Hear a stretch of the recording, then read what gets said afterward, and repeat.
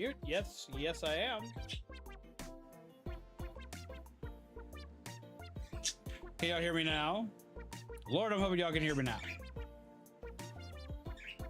Yes? No? Maybe? Been sitting here ranting and rambling this whole time. Cool. Awesome. Hi! Jesus, what the hell? I'm awake. A bonk was redeemed, but for some reason I didn't hear the bonk. I just heard loud. Why no redeem bonk?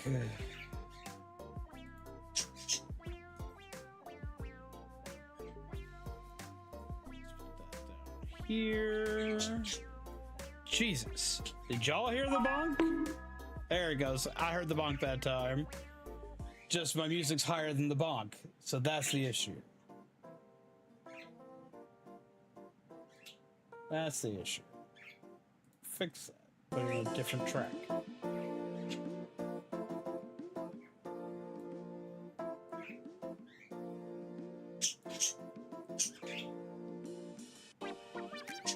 There we go. Now it should work just fine. Hi everyone, I hope you're well, rested, well caffeinated, have yourselves a good night / day. How do you do? I am in dire need of a nap. Hardcore. What's up, Hohen? How you doing? Hope you're well, friendo. Okay, so like, why am I doing a chat and chill day instead of the horror game that everyone thought was coming today? Because I know at least one of you has me thinking it, and others are probably like, ah, chat and chill, we can do that.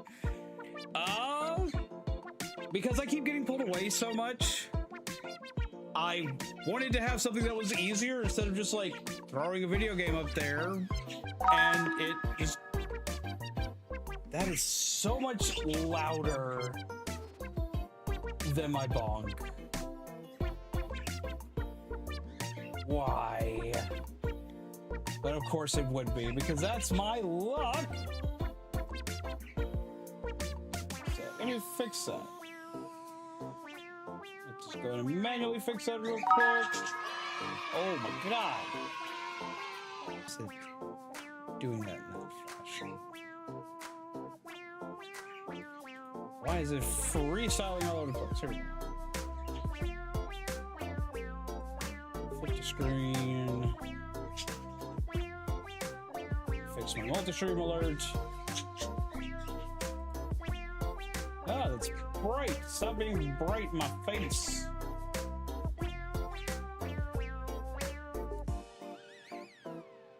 Should be a thing. Let me turn the volume down over here. Hopefully, maybe. Of course not.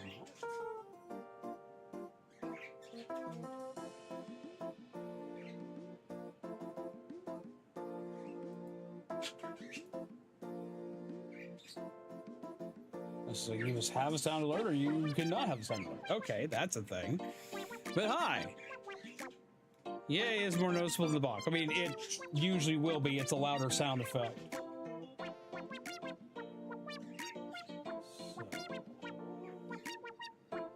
So, let's do this. How do I fix it? We'll just turn that off for point redemptions. Therefore, it'll not do the thing every time a point redeem is made. There, now try it. Wait. Don't try it. Wait. Helps if I do a specific thing. Now try it. There we go. Try to bump. Here we go. Should work.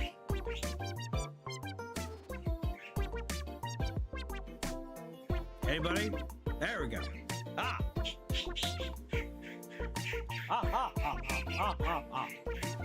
That doesn't mean you get to laugh behind me, you weed. Hello, Midna! The Great Orc Barbarian Wendy's Burgers is trying to save Neverwinter Nights Enhanced Edition. Wait, what? Should have done scream. I would have been so upset. We already know that's gonna work. I need to double check the bug. I know that's gonna work. It's like, that one I know is gonna work. That one's gonna be fine. Okay. So So, why are we doing this chat until day? Well, I've been having to take care of Grandma a lot more recently, so I've got some updates I've got to give you guys. So we're going to talk about some updates. I've got a lot of things I'm working on. You've been seeing them all start to happen, like the alert system that we now have in place. That's becoming a thing, and it works across all the platforms now. YouTube, Twitch, it works for all the different things that all of those do. It's simple, it's not as flashy as my old one, but it works in a pinch, and it'll work until we get the other one done. Yay!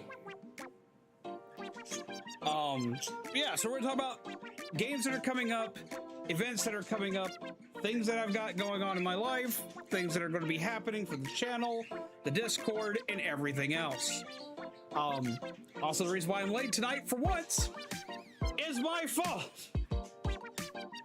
Wasn't Tech Gremlin, wasn't anything else. Nope, it was my fault. I just was too indecisive on what I was going to do today. And decided, you know, it kind of needs to be... It's a little loud, or the mic's a little low. What the fuck do you mean my YouTube quota was exceeded? It hasn't been on!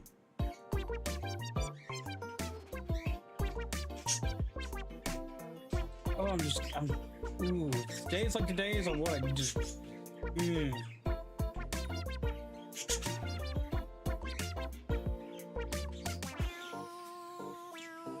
I just have one day where things just work? Please. One day. That's all I'm asking. Just watch! Oh.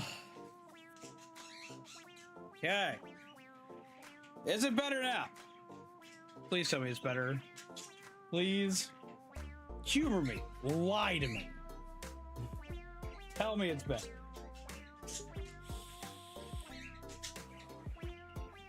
Had a good laugh today. You remember last night when I said that Doom Wolves and ESO are only available once a year? The crates became available yesterday. Oh my god. Yeah, I love when shit like that happens.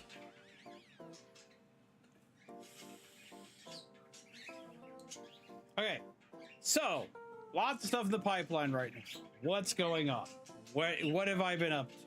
What have I been doing in the downtime I've had, which isn't really downtime? What's going on with here? What's coming up? We're gonna talk about that today, as well as some just random bullshit, because that's just one of those days. I just feel like I need to talk to everybody. I need to talk. I need to vent a little. I need to get hyped and excited for a couple of things. We got stuff. We got stuff. We're gonna go over stuff. Okay. So, as y'all know, I'm taking care of my grandmother. I've been taking care of my grandmother, been my grandmother's full-time attendant for a hot minute. I've been doing this on and off for many years now. A lot of you guys may remember the last Pokemon Day, I had to bail early. Which was Wednesday. I had to bail early to go and take care of my grandmother because she had fallen. I had to call EMS out here to get her out of the floor because I'm not allowed to lift her right now due to my shoulder. So that happened. Since then, we've had some other complications. She's been to the doctor, and she's going to be going to a few more doctors, and we're going to see where we're going to have to go from there because we've kind of hit a brick wall on what we can do. After her last fall, she lost 100% use of her left side, which for people that are already in the know, who've already been around here for a long time, have heard me talk about my grandmother before. My grandmother suffered stroke before I was born, and she's paralyzed down one side of her body. She still would occasionally have the ability to, like, she'd have the ability to kind of move things.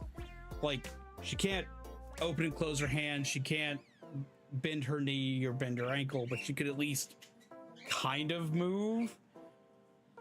And then over the last few months, she's been suffering from something known as phantom movement, where she would go to try to move, her brain would tell her that it was moving, and then it just wouldn't, or it would move very slowly. Well, now it's just not. It's not receiving any signal whatsoever.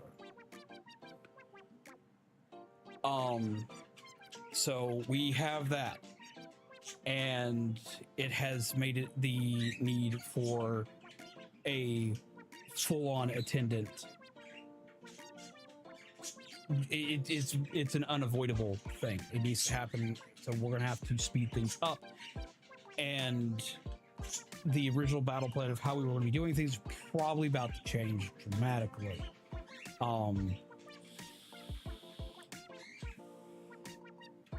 Play Neverwinter Nights Enhanced Edition, and because naming the Exile and KOTOR 2 Duolingo was so hilarious, I decided to name my first character in this Wendy's Burger. Oh my god. So we have that. It's been a rough last couple of days. All of her mental faculties are there for the most part, but she's having a lot of physical difficulty, a lot more physical difficulty. And so we're having to work with her on that and figure out what we're going to do to get some immediate help and relief here to help her. We've had a couple of scary moments.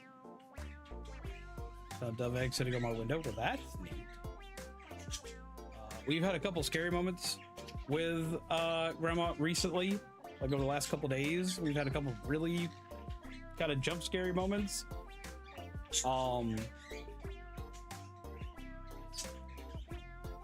And that's been how a lot of stuff's going right now.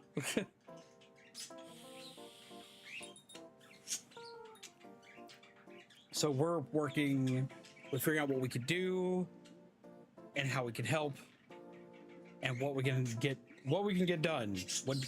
How can we help and fix it?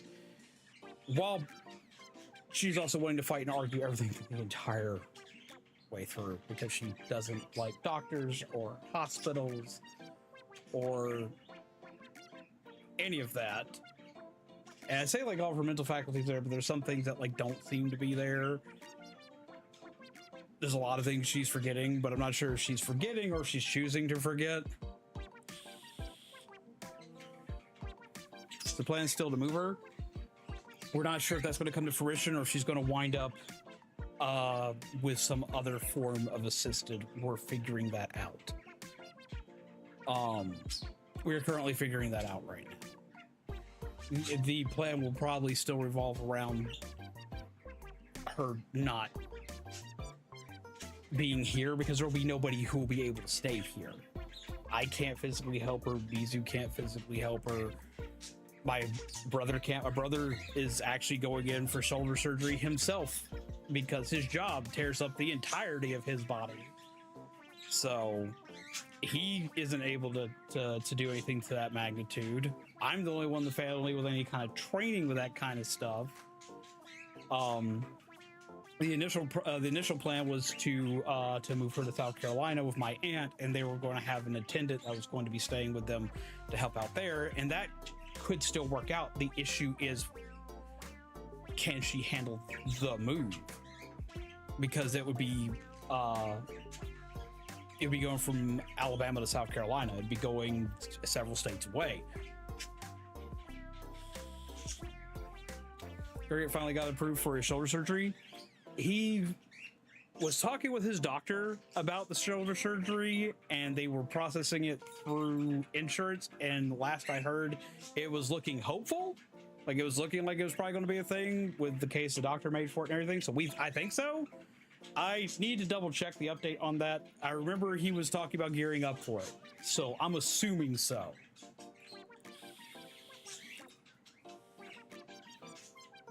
So that's where, but that's the issue with that, is we don't know if we're going to be able to do that because we don't know if she can make a move like that, like physically, if she can make a move like that.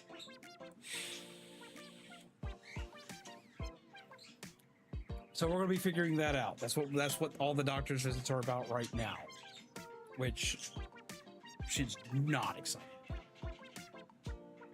at all. Y'all can't tell by looking at me. Fucking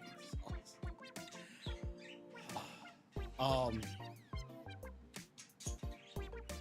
So, but we're going to see how that goes. I am going to admit I'm kind of horrified from instances that have happened over the last couple of days, because I am just, I'm going to be honest. I don't know how much time we have left. I'm just going to be honest. I don't know. Would you consider she's stable enough to move several states away? Yeah, see, she was when this plan was first devised. We don't know if she is now. Tend to spend most of her time in bed. She's being taken care of completely in bed at this point. Like, if she still is able to get up, she goes to the restroom, except for now she can't walk to the restroom, so you have to get her up, get her in a chair, get her to where she needs to be, move her back, so on and so forth. It's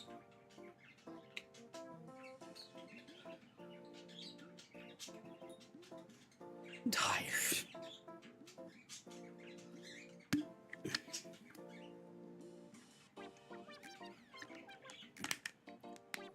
So we don't know where that's at right now.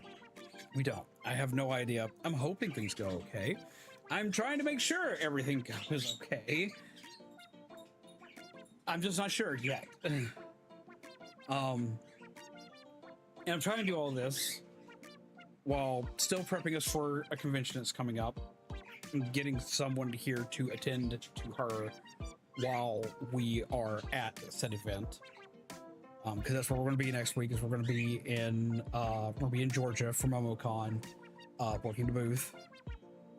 So we're prepping for that, and I'm prepping to have somebody be able to keep an eye on them and be able to take care of them and do all this, that, and the other while we're gone.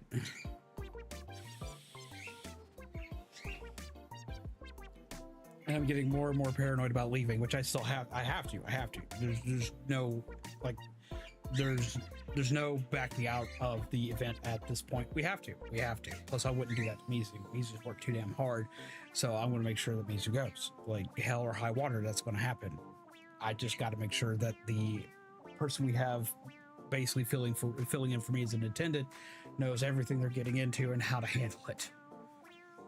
I'm trying to do all that and take care of her while working on channel stuff, which I've noticed there's been a lot of new stuff being introduced and worked on in the channel. You have a hoist you can use to move around? I do not. Which just makes stuff a lot more difficult in the current situation that I'm physically in. There are 2 nurse attendants that usually show up. Each one shows up once a week. They're showing up more often to help me, so I'm not completely lifting them on my own because I don't want to get yelled at by everybody or take a $20,000 surgery.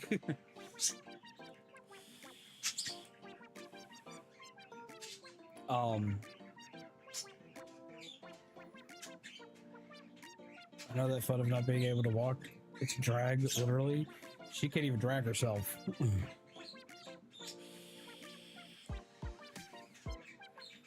So we're working with that. We've got the event coming up. I'm finding time to work on the channel every which way that I can, which is usually just staying up till like 8 o'clock in the morning every morning working on stuff. So you're staying up super late, and then getting up at about 12 and getting right back into trying to figure stuff out, because I'm trying to fix a lot of stuff all at once. So got a lot of stuff I'm working on in the background. I'm working on automating packs going out to members, because that's a member perk for people that are a member or a subscriber on Twitch. If you're a subscriber on Twitch or a member on YouTube, I've got packs going out to you guys. That should be fully automated and be launching hopefully by tomorrow, because I think I finally figured that out. I just didn't have time to hit the button to test it today. That's going to be interesting, because either it'll send out nothing or it'll send out exactly what I need it to, or it might send out extra. We're going to see. Some people might be pleasantly surprised. You can get them. They're a godsend when it comes to moving people. We used one to move my uncle around when he was immobile due to brain cancer. You can usually rent them. If you have any information on that, can you please send it to me? I would appreciate, because I don't even know what I'd be looking for in that instance.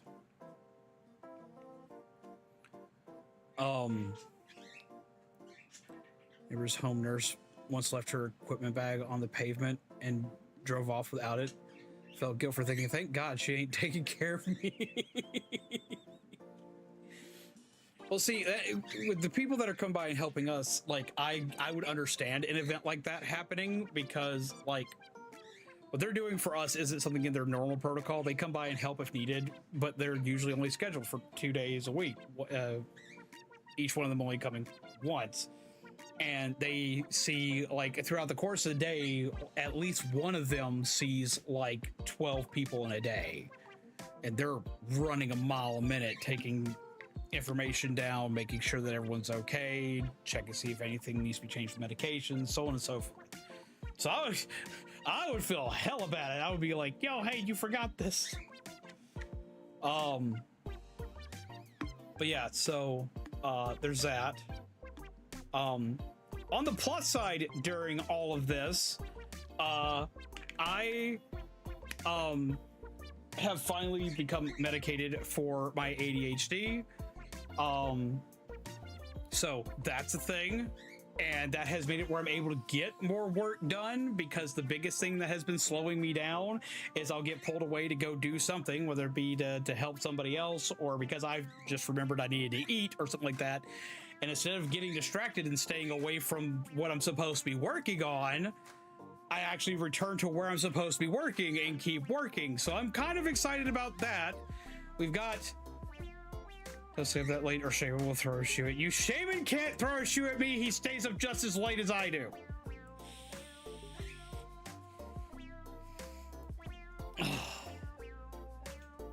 Most of my friends do. A lot of my friends are night owls. But no, so it's easier for me to keep track of things. It's easier for me to, like, keep focused on stuff. So I'm getting more done. I've gotten so much accomplished on the raid boss system that hopefully it'll be ready by the start, by close to the start of next month. It's going to depend on our move on when exactly it's launching, because it's going to launch around that time frame, but we got to make sure we have everything situated. Why you got to call me out like that? because like that, it's accurate. People are always using you to throw shoes at me. It's like, that's what you can't throw a shoe at me for.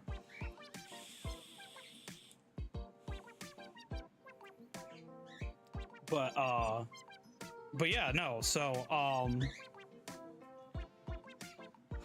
because of that, though, we do have things we're working on. I have new games that are coming up. I want to talk to peeps, just kind of see what kind of direction we're going to go in on, because I do things for you guys. I do things for the community. So I'm going to talk with you guys, see what you guys think, as well as just rant about some random bullshit as we go along. First off, I'm looking at bringing indie horror back into things really hardcore. I've got a few that are silly, and I've got a few that are, like, actually scary coming up. Like, I've got one that's like a Supernatural parody, like a Supernatural TV show parody. It's a parody, the Supernatural TV show, that I want to play for you guys so damn bad. I have no idea if y'all are going to care about it. I know Mizu will be super excited about it, because that's her favorite television show, like, ever.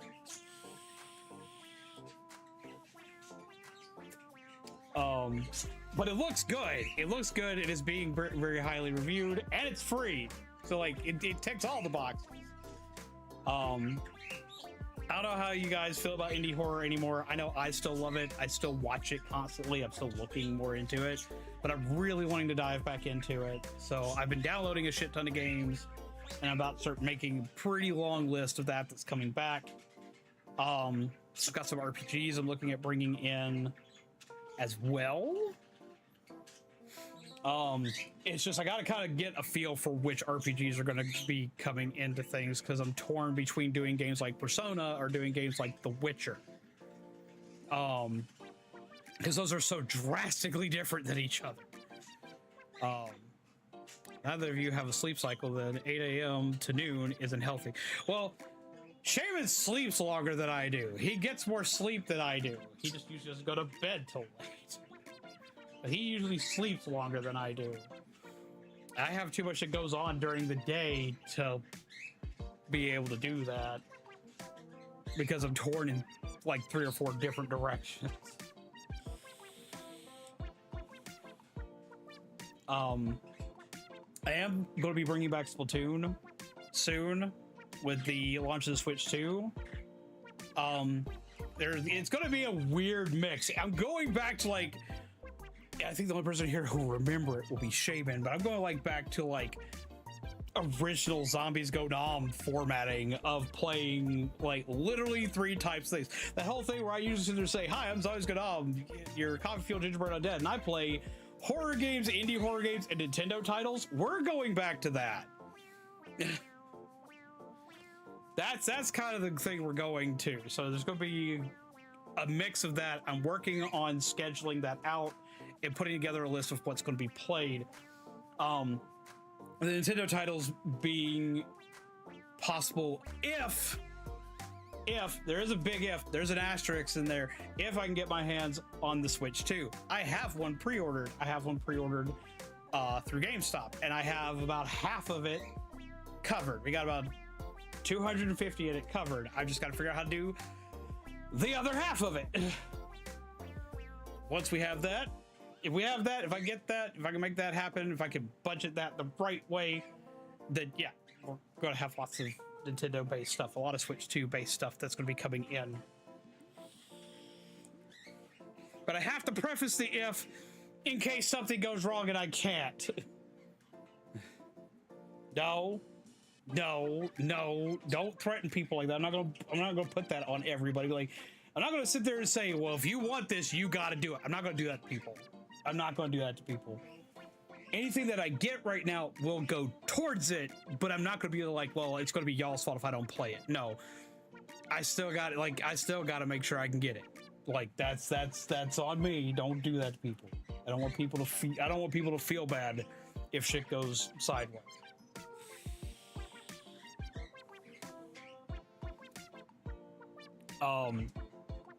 So yeah, so there's that.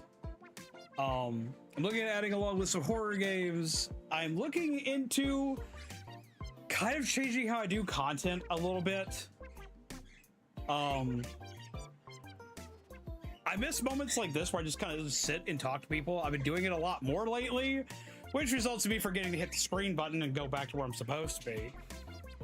But you hear what GameStop is giving out for free at the midnight launch? I did not. What are they doing for free at the midnight launch?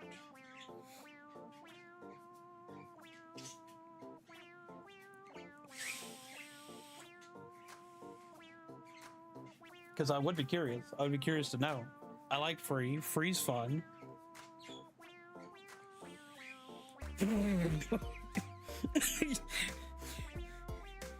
Red, but really? Is it because they haven't done a midnight launch in like years? Is it more so for the employees because they needed to stay awake? Because I get that. I've been there. I've done that. I gotta admit, going to pre-order thing was actually really fun because when we went to pre-order, it reminded me of like the good old days of just waiting in line to pick up a game at launch. Or in Shaman Mai's case, the biggest one being amiibo hunting and waiting in line for hours on end amiibo hunting. Because of the amount of people we got to talk to. We got to talk to people like pretty religiously during all of that. But Red Bull, why Red Bull? Like, it's like, are they just giving it away, or are they giving it out with the purchase of a Switch 2? It's like, here's a Red Bull for your purchase of Switch 2, so you don't got to go to bed when you get home. Salutations, viewers and viewettes. How's it going, MT? How are you, my friend? I hope you're well.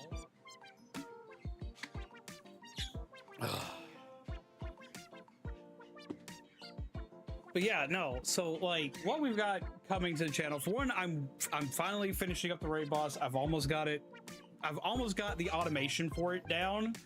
Here, I've actually even like, I am so well organized for once. It's kind of insane. It's weird for me. I'm going to show you like half of what I've got on this list right now, mainly because part of it is spoiler territory, and there's actually reasoning for spoilers now in the raid boss system. But so what's coming with the raid boss system? We have new cards because there's always new cards with stuff.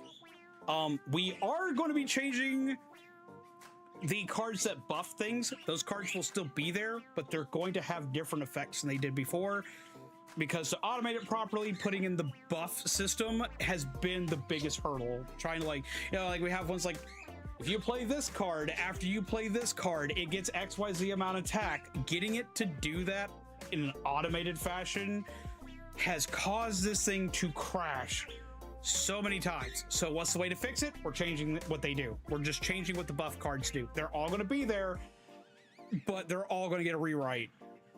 So all the buff cards are getting changed.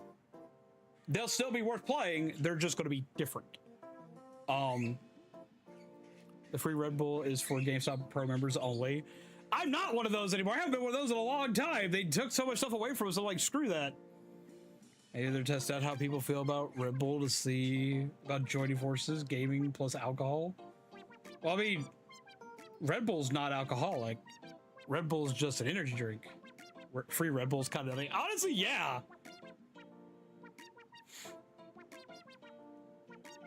Pretty good. I found a new method of high-level Smash practice from the comfort of my own home, and I shipped my SSD to Cali to get a replacement today. Oh. Yeah, so we're changing the buff system. There is going to be a new combo system. I do have a way to let cards be comboed together, so it'll make it where you guys can kind of decide what to play together a little bit easier. Like, you can be like, I got this, and it's like, we can have dude be like, I got this, and they'd be like, I got this, and be able to, like, okay, if you play them, they do a thing. Because that is working. The buff cards are going to be turned, a lot of the buff cards are going to be turned into, instead of buffing the next card in play, they're going to turn into basically, they're going to be dot cards, damage over time. They're going to convert to damage over time. So I'm excited for that. Sent you a link with an example of the hoist I'm talking about. The hospital will probably be able to help you find a rental service in your area. All right, I'll definitely check that after stream. The raid boss is getting full screen effects. So cards that like literally affect the entirety of screen, similar to what we were using with the Dixper program, are going to happen with raid boss cards. We're going to test it with raid boss cards because I've already, I said I'm going to test with raid boss cards, but we're going to implement it better with raid boss cards because I've been testing it with you guys already. Cards like the Batman card, the Hearts in the Chat card, and all these other cards that have been around forever. They just make sure those are actually still active on this screen because they should be.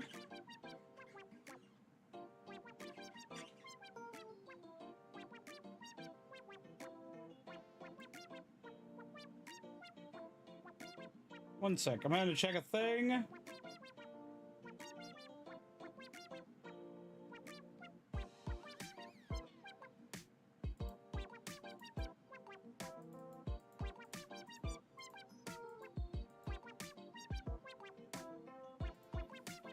Okay, sorry, I had to check a thing. And how's it going, Soul Reaper? How are you?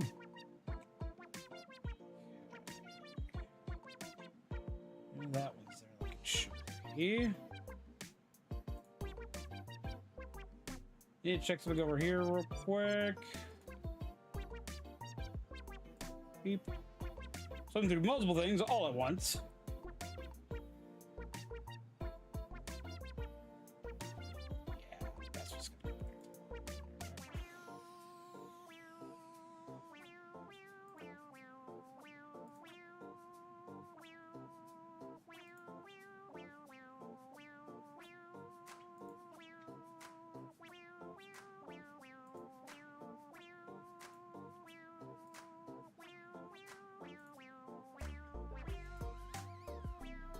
Oh.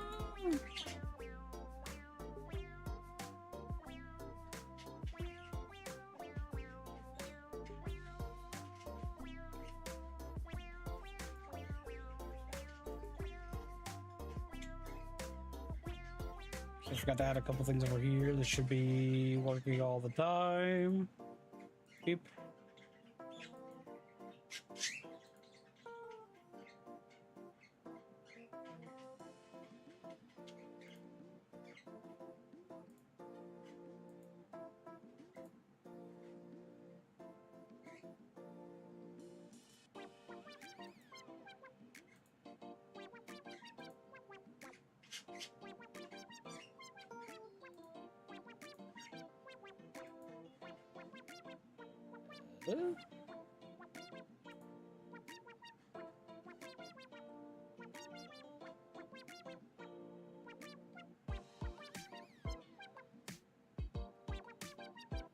That should have it.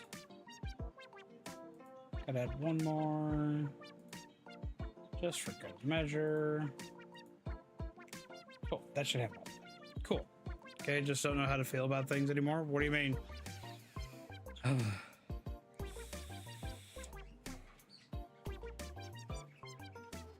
But yeah, so we've got that. And I'm excited for that. Finish reading that off. So we got the full screen effects, which we've been testing with things like the Batman card, the Hearts and Chat card, and all those other cards recently. There is a new mechanic coming that should make things more interesting. The boss has the ability to stun players. That one has been a long time coming. I've tried to implement that since everything first started, and now it works. So that's going to be a thing. The boss will stun players, and it won't be a long stun duration, but like it'll make it where like if it's getting hit with like 20,000 things, it has an automation in place to be like, hey, stop that. So it has its own stunning effect. Since players don't have an HP bar yet, it has the ability to stun out.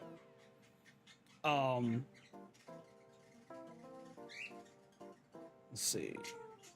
There is going to be a new character added to all of this.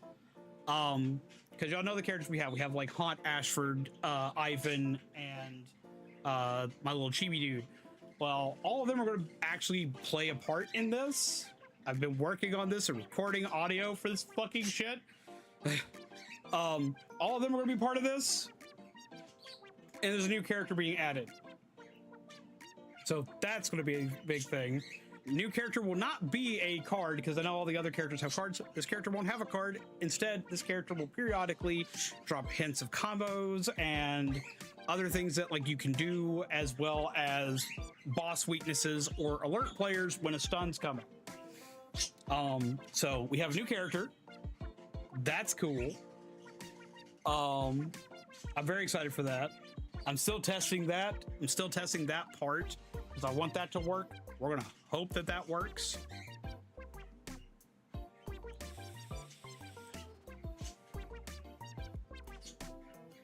And the biggest thing, a lot of you guys are always like chomping at the bit for lore for these characters. A lot of you guys get super excited when there's new lore being introduced with like characters like Ashford or Haunt or Ivan or Chibi-Z or any of those characters. I'm taking everything I've written down for these characters and all their story shit. I've rewritten good chunks of it, and I'm putting it into the raid boss system. So if y'all want to learn the lore, you'll have to actually fight the raid boss. But I've added new shit for that, and it will hopefully go off well, and y'all will like it. I'm praying on that you guys enjoy the hell of it, that you like it. So the boss will pull a no you card to help it. Yes, kinda. Lore, you say. Someone get Matt Pet out of retirement.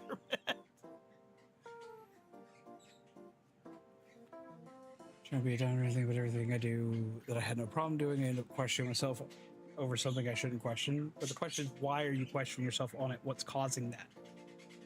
Have you considered seeking help? Have you considered talking to a therapist? Have you considered talking to a psychiatrist? Have you considered talking to, if it's a problem with somebody, have you considered talking to the person that the problem is there with?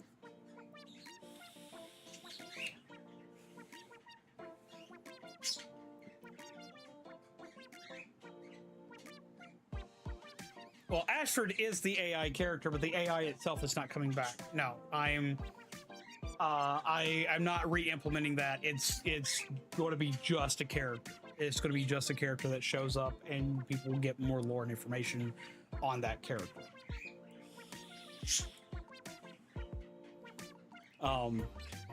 Possibility of stun should be called the atomic fart boss fart erection.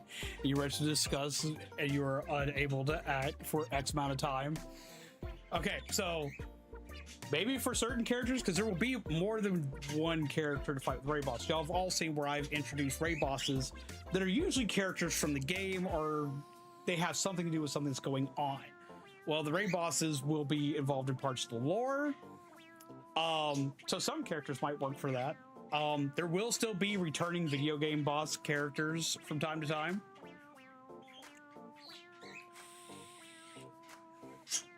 Sounds like a catnap attack.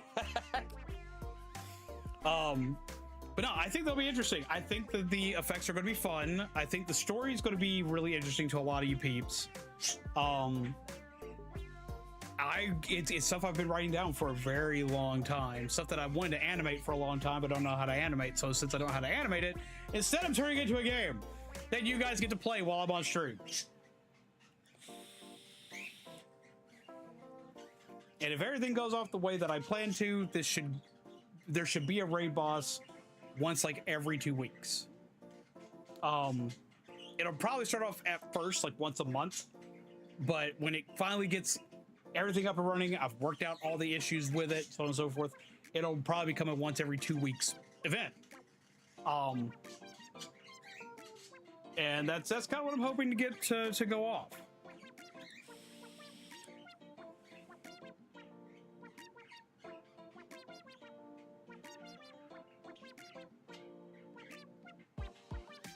Okay, so you say you don't need a therapist because the therapist helped you with all that he helped you with all that he could many years ago. But you got to remember, you've lived for those many years. There's new stuff that can be talked about, as well as the fact that like you may have met a therapist that helped you with everything that they personally could, but a new therapist may be able to tackle new things or different things in different light.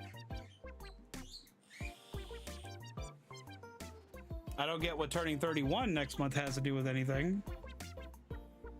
It's like, I don't get what that means. Because like I'm turning like 37 in July. I'm old. Like a chaos boss from Primal Rage and give him that ability.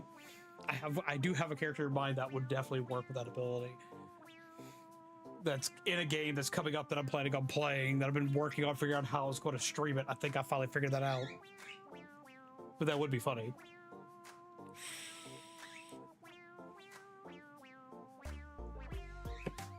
Depression.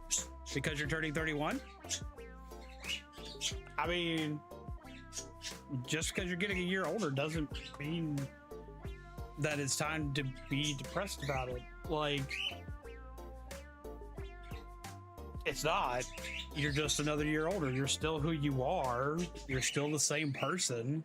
There are people that are older than me in this chat. There are people that are in this community that are older than I am. They hang out and do everything that we do. Just because you got another year older doesn't mean like you don't get to do stuff. Like,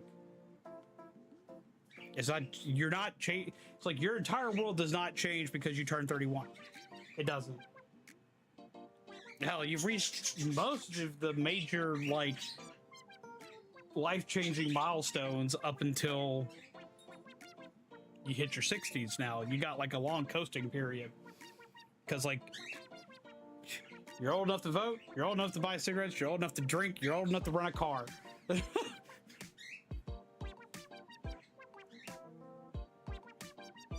See, we got peeps here. We got Nettie turning 41. We got Kyle turning 45. I mean, like, there's not a really big deal with getting older. Like, I always joke about it. Like, I joke about it. It's like, I'm old. I'm 37. I'm not old. I'm 37. It's like, I'm 37. That's it. I'm not a teenager anymore. Like, there's that.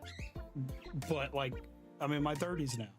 41 December. Get off my lawn. Get off my lawn, you damn kids. gonna whack you with my cane. Just do the good old whacky smack.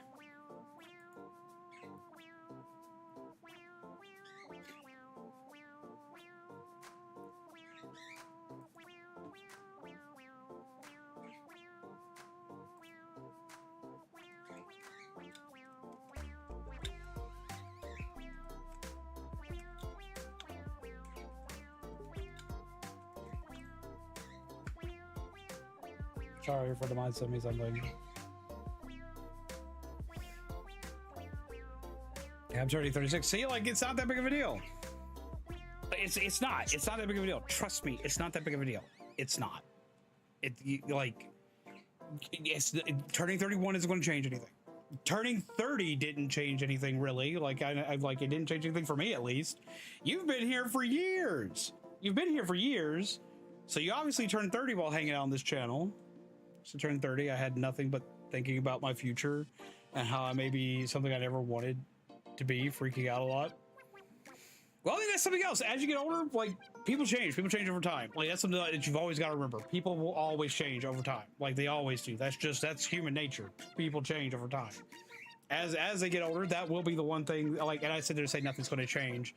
But, like, there will be parts of you that'll change, but it's not going to be like an overnight thing. And it's not necessarily your age that makes you change. It's the experiences you have and the experiences you choose to have that will change you over time. Like, I'm still a 5-year-old nerd who collects toys. Like, that's still like my major lot in life. Since y'all have met me, that's what I've done. I've always been this guy.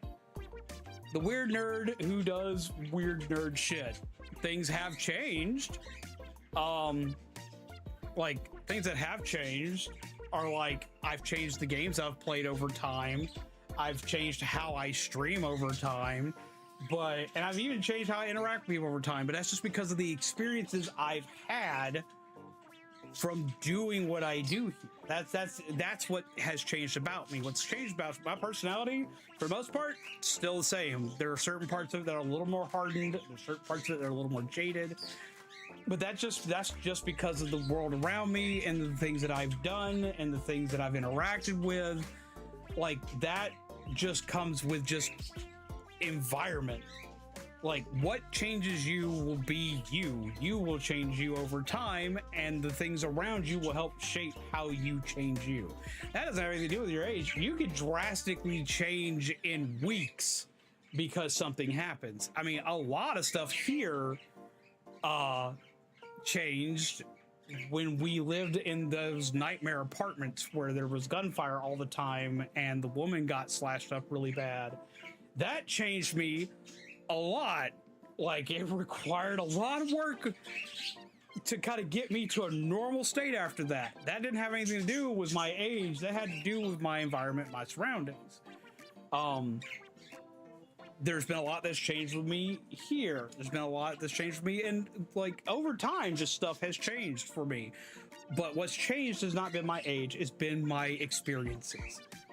So that's what, if you don't want to turn into something, that's your decision to not turn into something. If you don't want to do something, you are an autonomous being. You have the ability to make decisions for yourself and to choose what you do and do not do. Zombies is just a child with a drinking permit. I don't drink that much. I don't.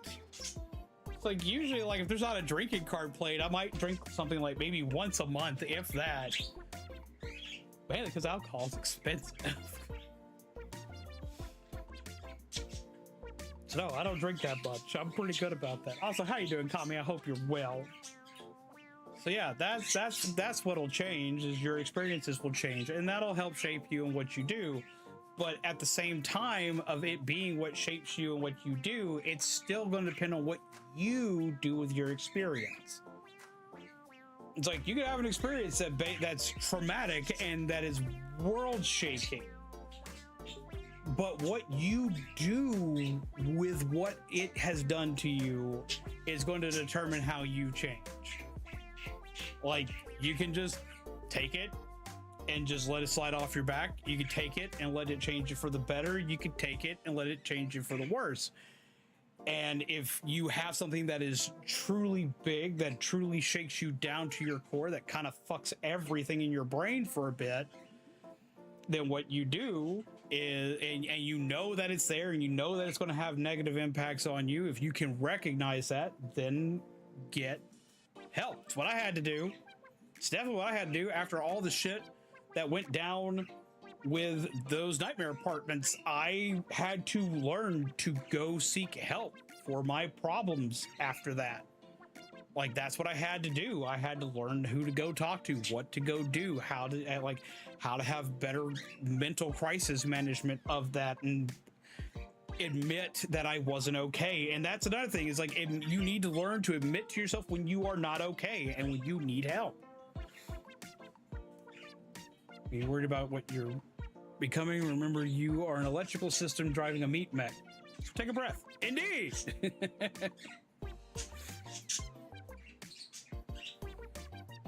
But yeah, so no, like, shit will change over time, but you only change by what you allow.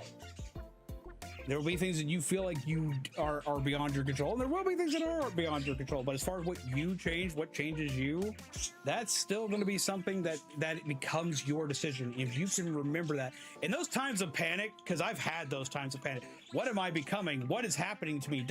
When you have that moment, if you can sit there and you can stop and you can breathe for a second, count to 10, take a breath, hold it for 10 seconds, let it out. Do that 3 times, recenter yourself.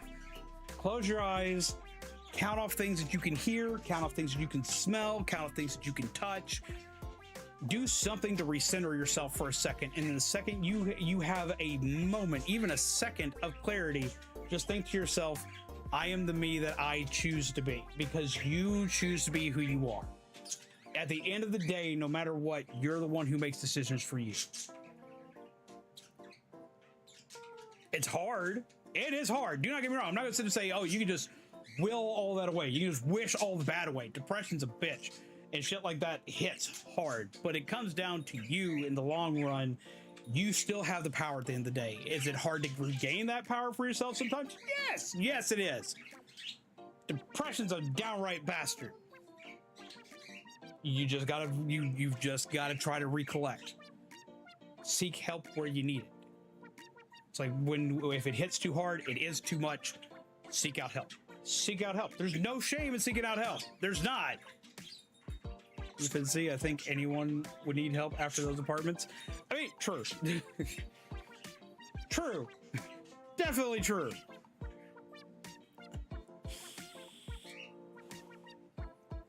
Absolutely true.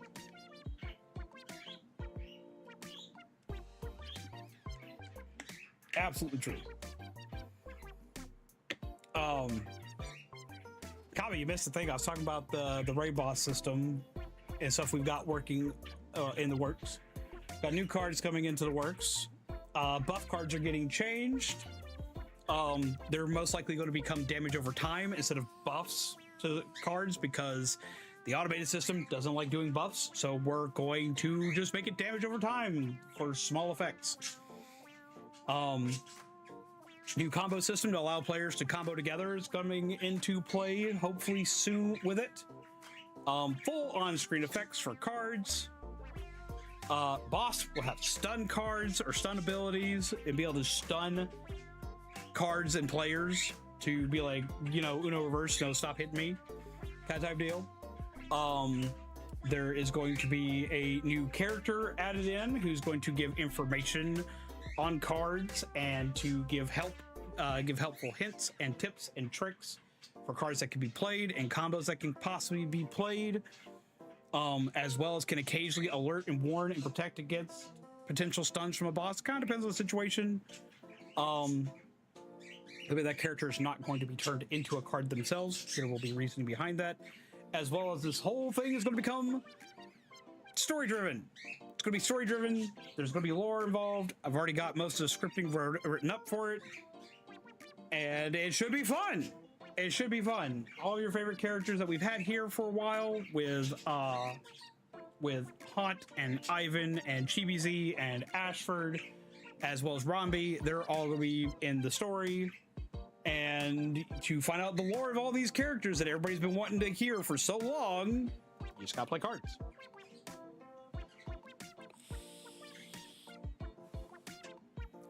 And I'm hoping to get that up and running. It's going to be up and running around the time of the move, probably like right after the move. So,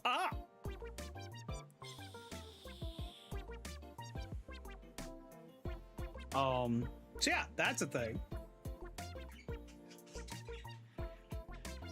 But no, Soul Reaper, I know shit's crazy. I know shit's going on. I know shit's probably driving you up a wall.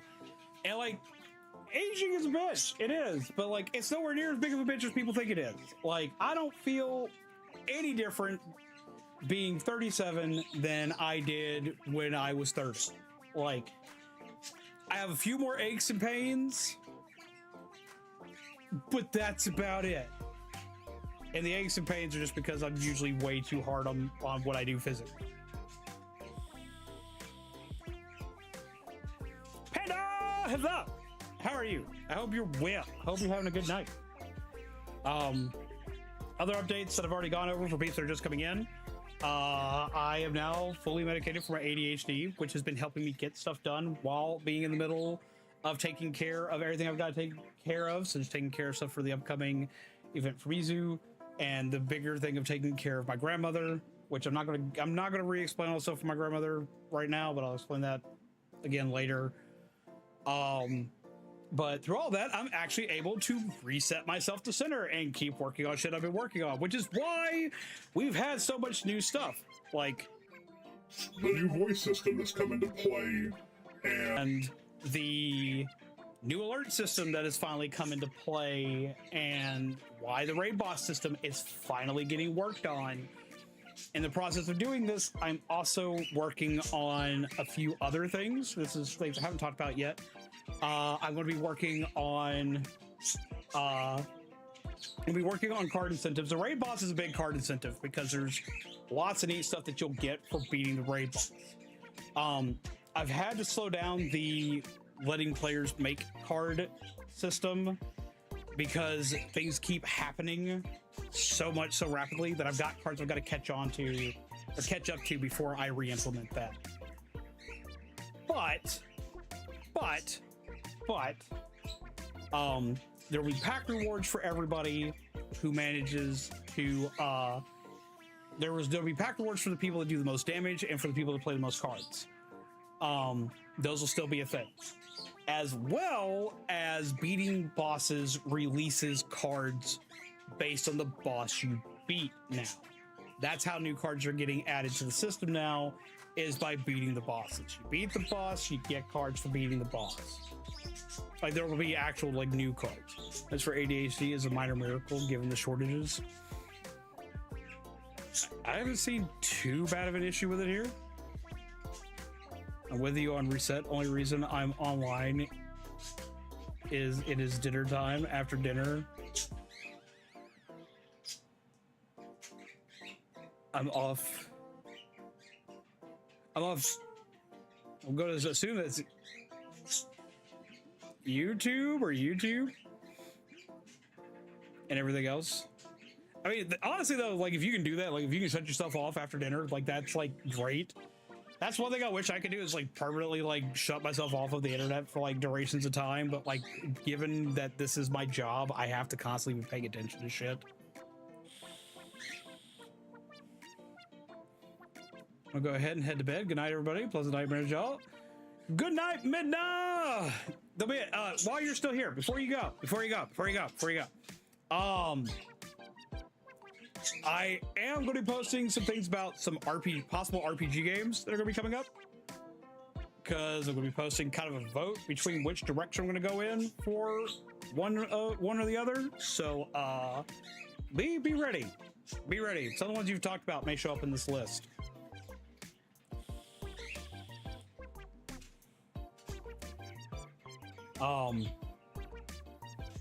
But yeah, so I've got a lot of new tools that we're working on.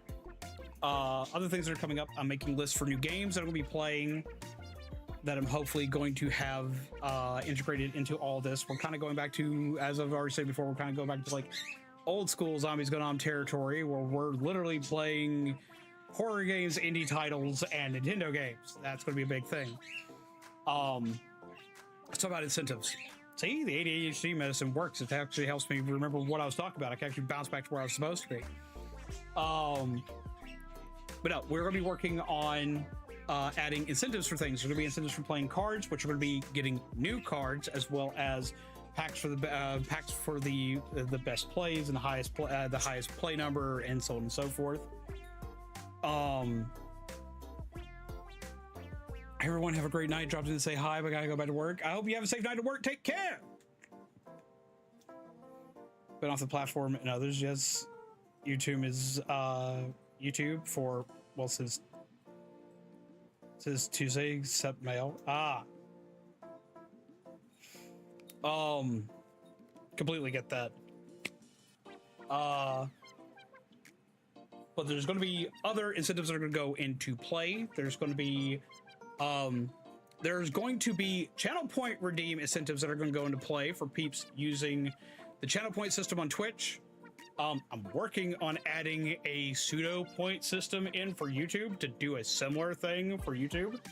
This way, no matter which platform you decide to watch me on, you'll get neat shit to play with. There'll be incentives for that being used, because I know a lot of you peeps have been hoarding points because I haven't had a lot of stuff up yet. That's about to change. There's a lot of stuff coming to that, and you'll be able to do a lot more with it. I'm fixing the membership. I've got the card distribution system for the membership being fixed. Starting next month, we are fully going back into the either movie or anime viewing once a month for members, and this will also be extended to Twitch subscribers. So that's becoming a thing. I may not always be the one who is there when the movie is played. We've had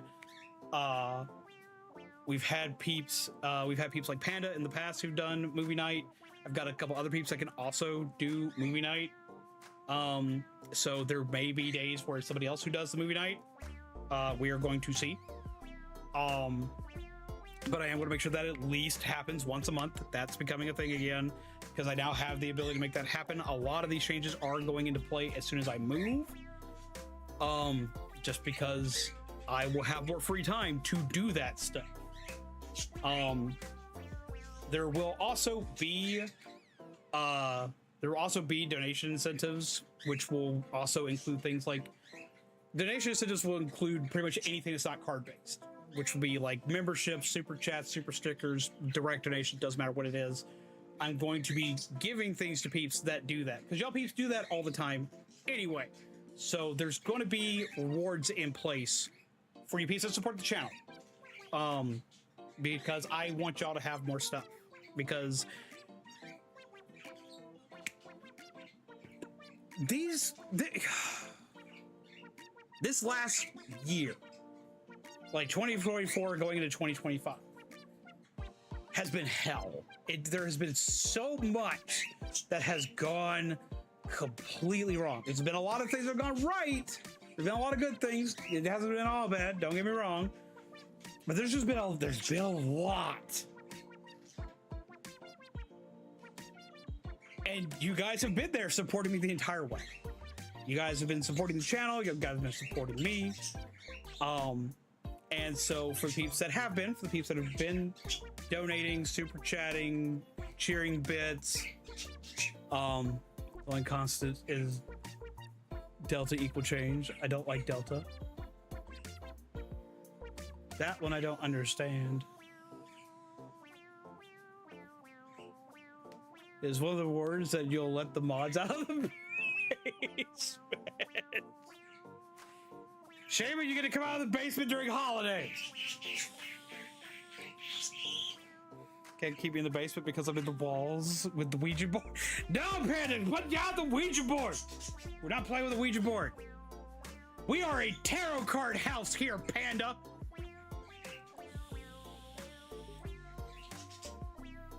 Leave the Ouija board alone. I swear to God, you haunt this house with a poltergeist, and I'm gonna beat you with my shoe. I'm gonna beat you with my shoe.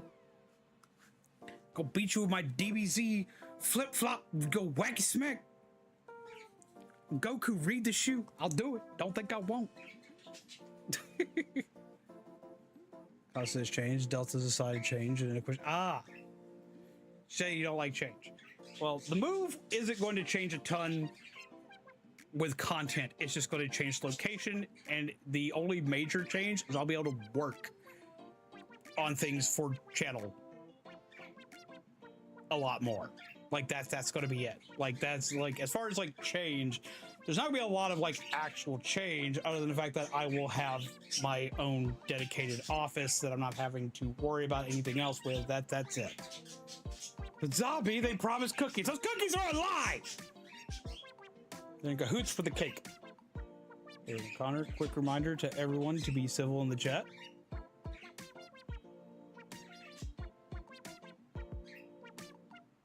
There's Murphy, hello, can I ask your advice? It is love advice. Sure. I can make an attempt.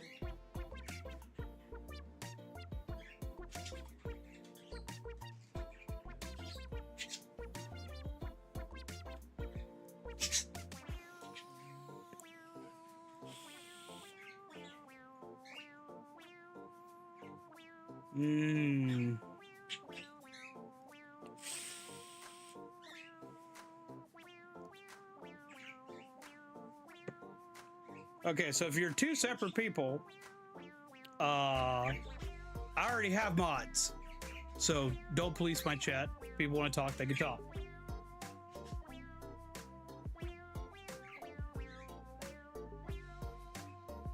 Quick question, George. How old are you? I can answer that real fast. I've got several answers to that, but let's have a quick one. Let's have a quick answer on that one. How old are you?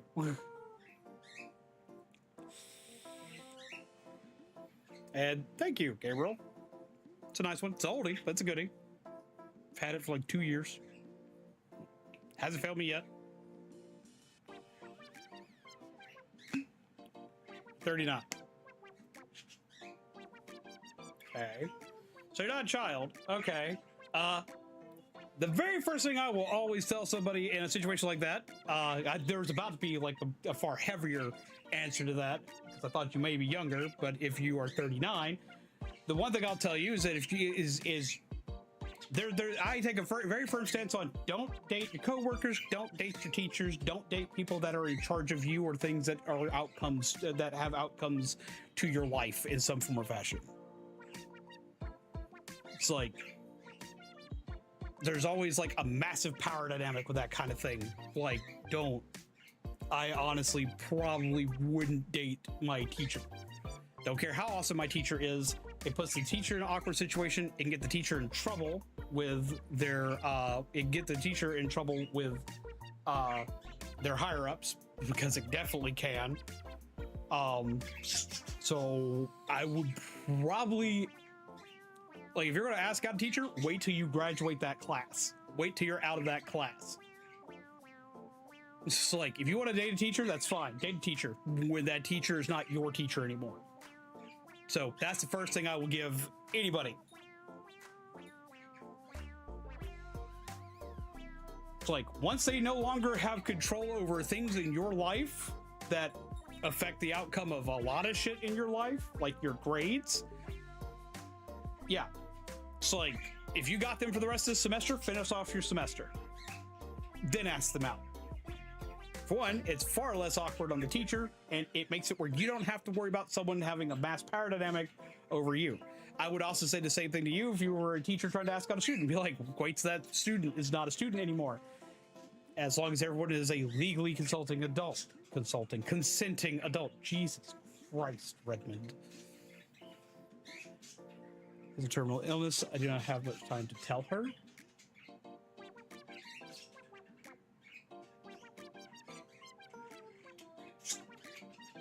I mean, I'm still gonna be serious with you. As long as they are your teacher, I probably would not do that. I would still wait till you graduate. That's gonna be the thing. That's the first bit of advice I can give you.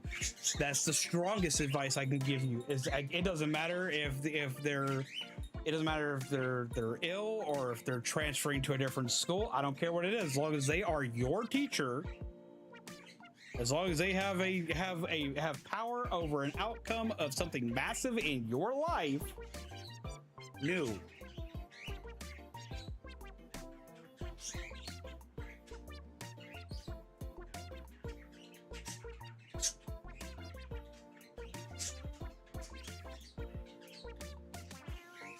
It's like, that's my advice. You want my advice? It's like, don't ask out your boss. Don't ask out your teacher.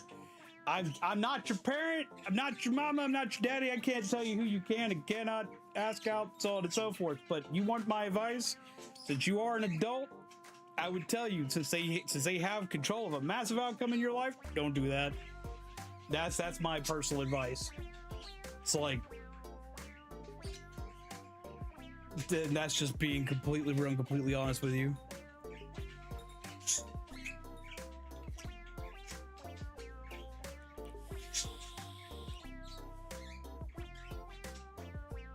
Okay, so something's like not tracking here. How is she 20 and a teacher?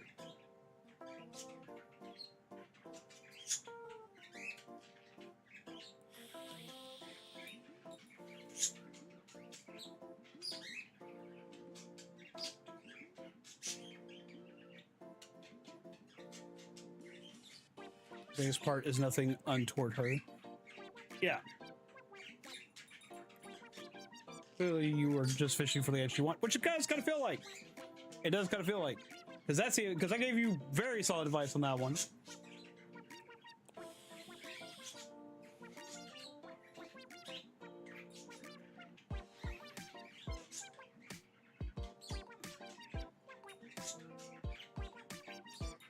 Okay, so like none of this is tracking now.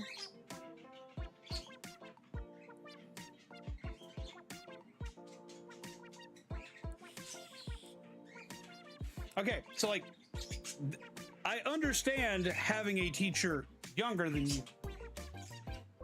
I don't understand having a teacher that's 20 in most cases. There's so much schooling that a teacher has to do to become a teacher. You don't find a lot of 20-year-old teachers. You also really don't find a lot of 20-year-old teachers that are lifeguarding CPR teachers with severe, like, terminal illnesses. It's like, there's a lot of stuff, if they're, like, terminally ill, they can't teach you as a CPR instructor. As someone which has a CPR certifications, who's gone through several things for EMT training, because that's usually who's actually going to be teaching you when it comes to anyone who's a lifeguarding instructor. They're usually a trained EMT. That's usually how that works out, which requires way more schooling.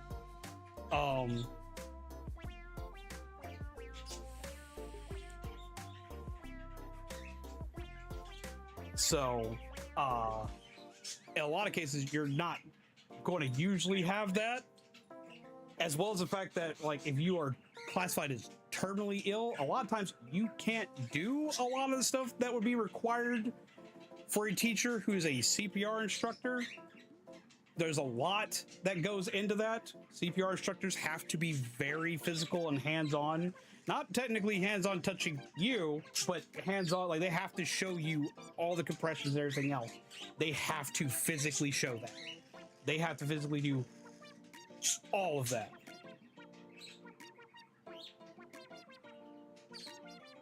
George is clearly a troll now. Oh, absolutely. It's like I kind of deduced that when both him and Gabriel came in at the same time. I graduated when I graduated. She's 2 years younger than me. Well, that personally doesn't tell me much.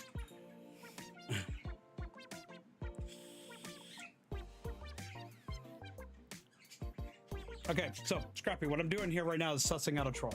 That's literally what I'm doing right now. Like, there's a lot of tells to this being a troll situation. A lot more than just like the age difference. There's a lot more than that. Especially adding in the thing of sometimes I think about getting married to animals that look like her. Yeah, no. It's like that's what we're doing right now, is sussing out a troll. It's like, I've been doing this a long time. I know a troll when I see one. I still try to give practical advice where I can. They're only a CPR instructor. I suppose it's possible to have that done by 20. Some of the other stuff is not. Technically, the age thing for CPR instructor, yeah, no, that's technically possible for a 20-year-old. For a CPR instructor, there'll be a lot of times when you will have a CPR instructor. A lot of CPR instructors, at least with the ones that I have dealt with and learned from, they have to go through a lot more training, because when it comes to teaching people CPR, you're teaching people shit that deals with life and death. They are usually trained medical professionals. Like, they're usually heavily trained medical professionals when it comes to that. They're not always, but 9 times out of 10 they are.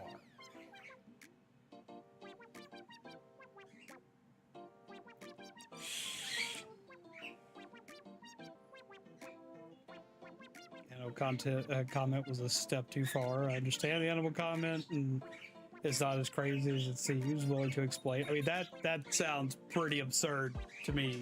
Like, it's like, this isn't Pokemon. He's not looking at a Gardevoir and be like, you know, you look pretty human.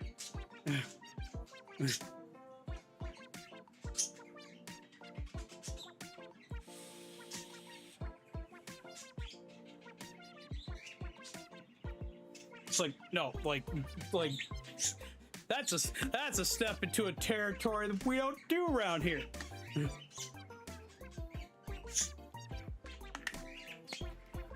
We're not playing Diamond and Pearl, people. Usually MTs are sometimes higher. Indeed.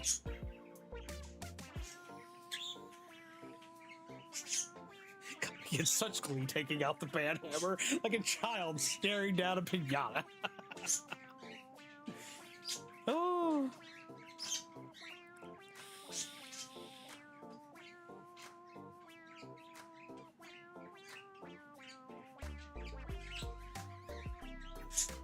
I was taught by EMTs as well as an RN. You were an RN?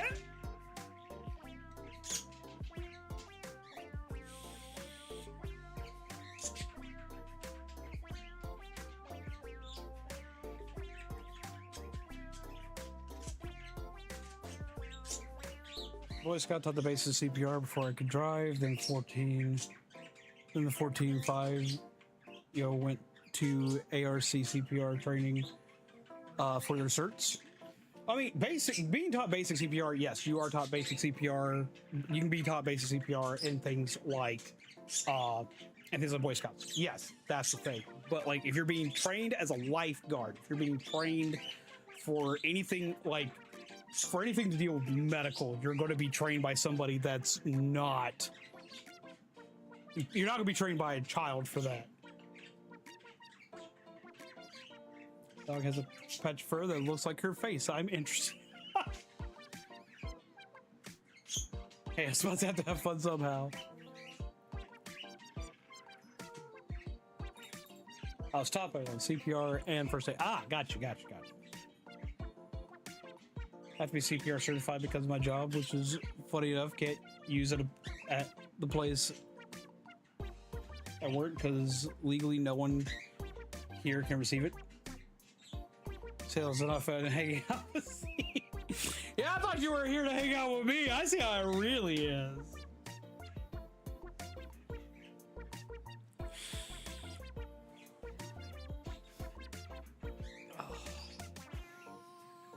Yeah, most people, if they're trained in CPR or stuff like that, they're trained by medical personnel, medical professionals.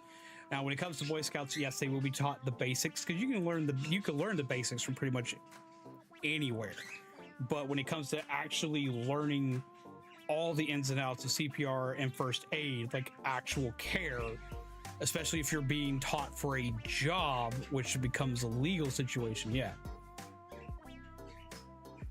Just Crank staying alive to keep the beat. The lifeguard training under Marine who was 19.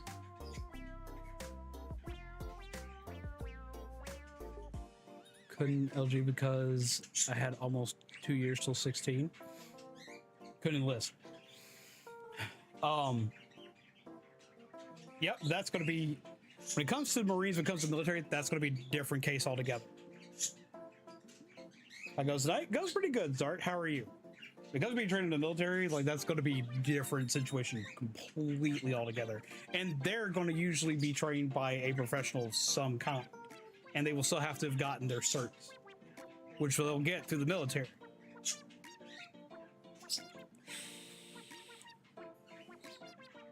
I'll see people highlight the Imperial March from Star Wars as having beats per minute in the right range. Honestly, yes, that's how my dad taught me.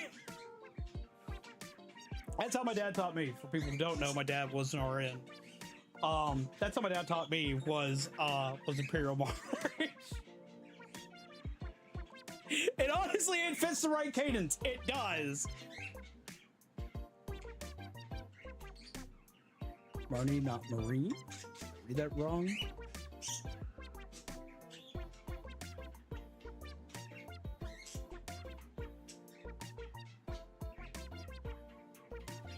So you're a lifeguard too, Scrappy?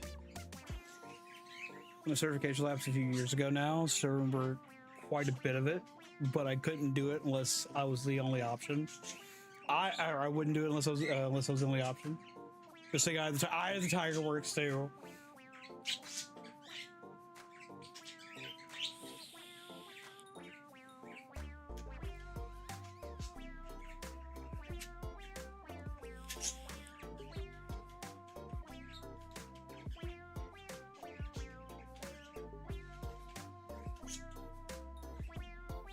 Marines came later. Marnie was more what?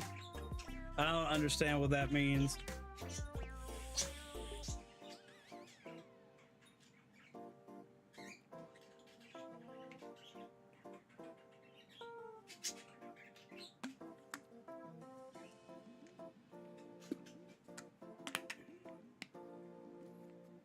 So you have to explain that one to me.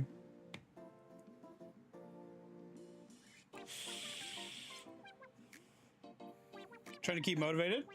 I feel that. I understand that. Hardcore. I understand that hardcore. So that's been helping me with my motivation. Like, honestly, motivation hasn't been too much of a problem lately.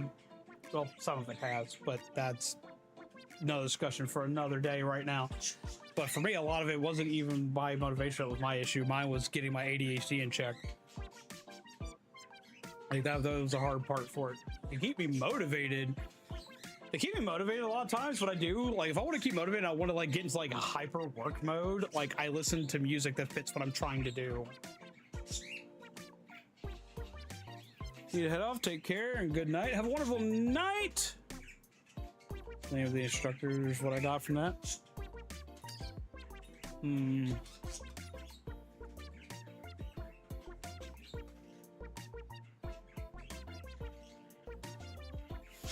But have a good night, dude.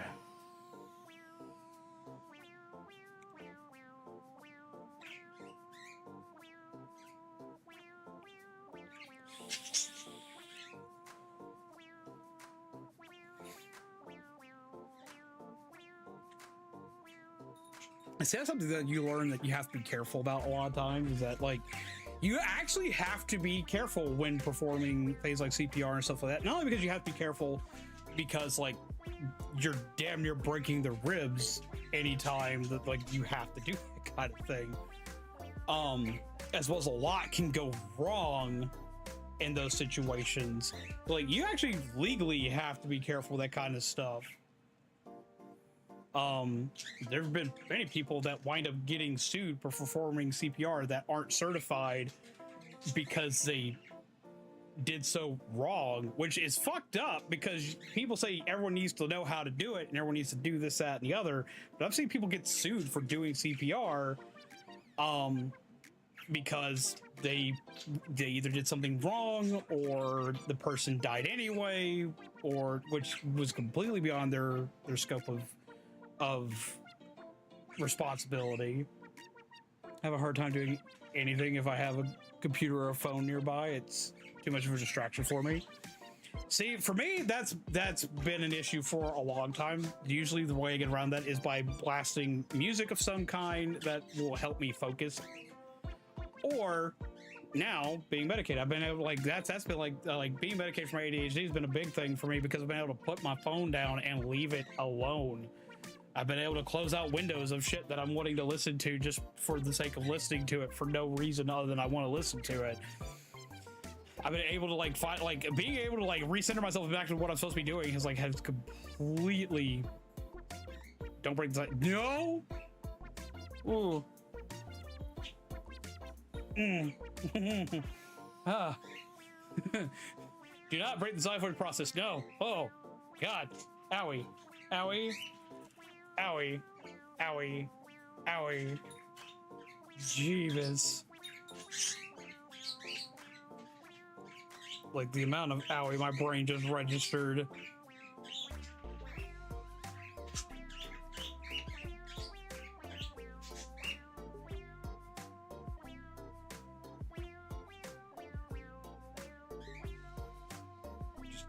Ow.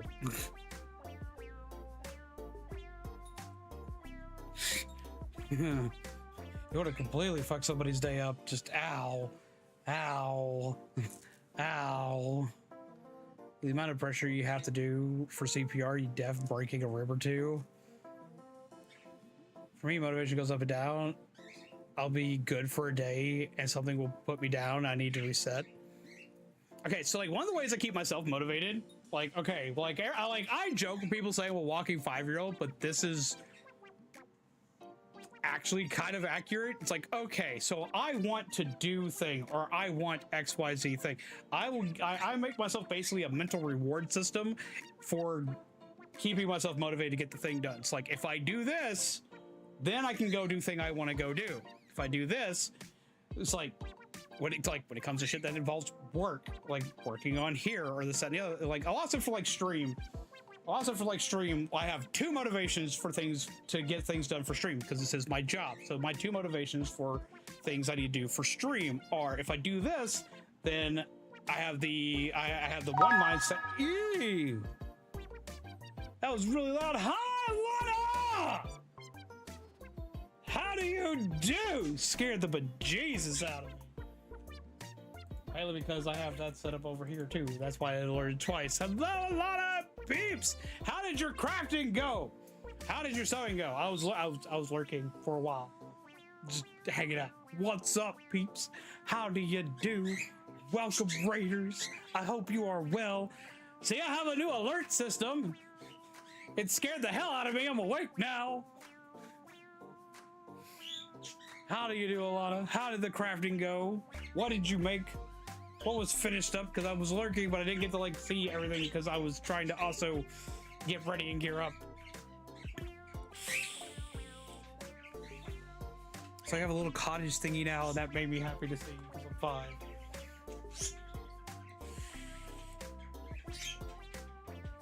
Mm-hmm. Did child CPR even more difficult? Oh, absolutely. But yeah, no. So for like, have a night, Scrappy. Sewing went good. Sewing machine was disagreeing with my mic, unfortunately, but I got through most of it. Hells yeah. Make a little cape. What's the cape for? I wonder what the cape is for. Not cape, sorry. But no, to keep myself motivated, what I do is I give myself like a reward system. So like for part of it, it's like, okay, if I do, for like streaming, for example, I have 2 motivations for streaming. For one, it's like, okay, if I do this, I'll get laughs. If I get laughs, then people stick around. So that's the core objective. Get people to stick around, get people to get a laugh, make people's day suck a little bit less.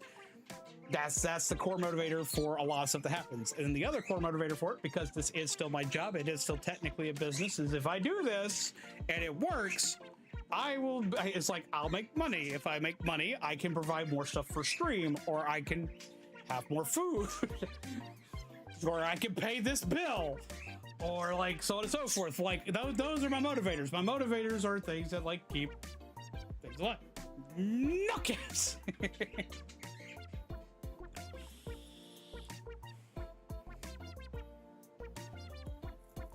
Yeah, so like those are the Those are the motivators. Those are the motivators. Motivators are get people to laugh and hopefully make money. And those are great motivators for me. But it's one of those, find a reward for yourself. Find a reward for yourself. It's like, for me, it's like, okay, like I need to clean the den.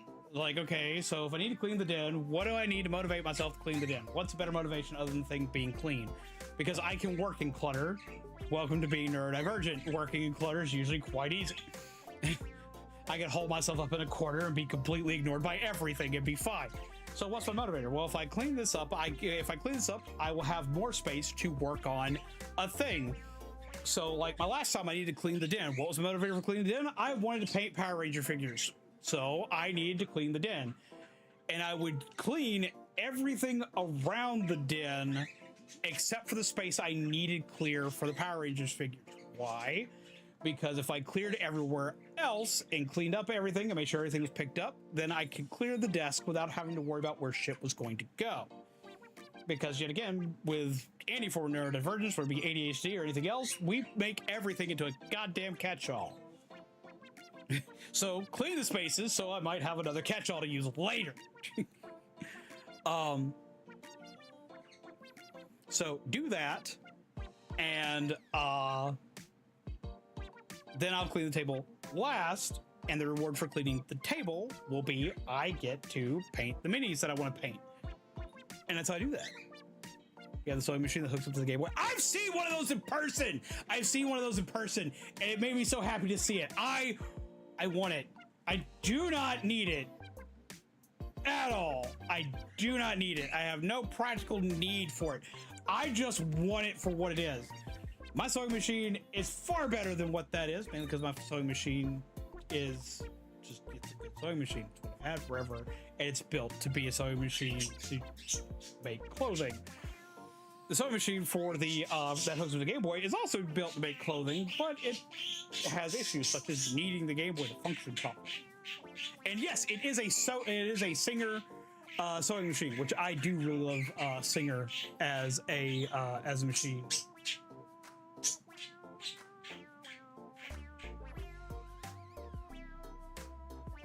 The Game Boy Color, not the OG Game Boy. Yes.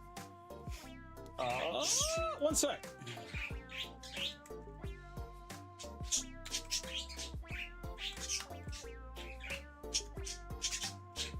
If I remember correctly, that one even came with there was a bundle where you could buy the sewing machine with the Game Boy.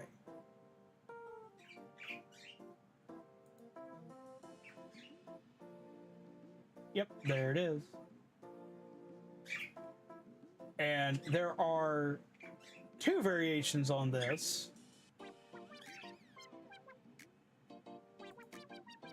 They're both Singer machines, but there are two versions of this.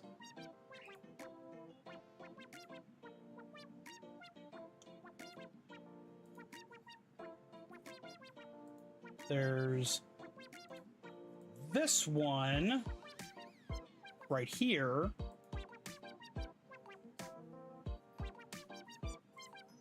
And it just plugs into the back of it.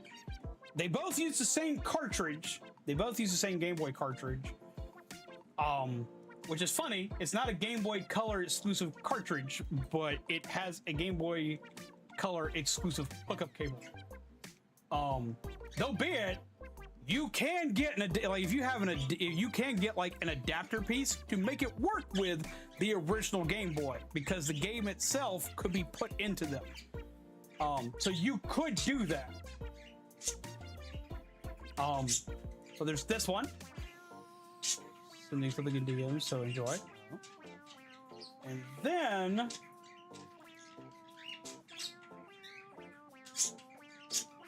there is this model.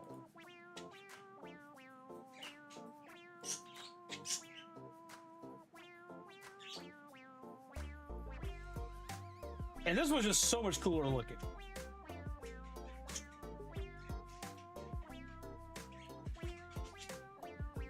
And there's this one. It actually even has like a space to plug it in. Now this one will literally only work the Game Boy Color. There's no workaround for this one.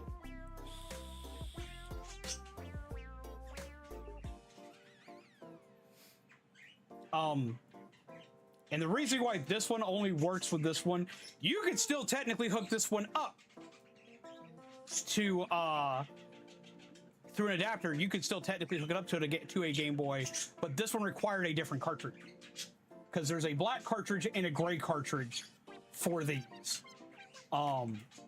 They will both, now if you could get the black cartridge will work with both of them, and you can use the cable the cable to use older Game Boys with them. But the gray cartridge one only worked for this one specifically. They do the exact same thing. They are the exact same damn thing. But that's how these were set up and how these work. I love this one though. It is so pretty.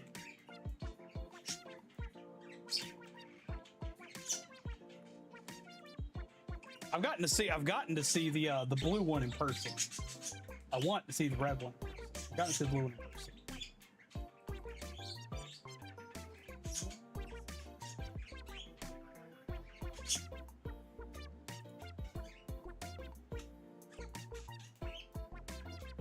Huh. Noted. But yeah. Gee. And the fun thing is, these are actually still pretty good machines. They do great embroidery work. And it's Singer. Singer does great shit just in general. Now, this red one here, if I remember correctly, it is a Singer, but it was one of Singer's, like, offshoots.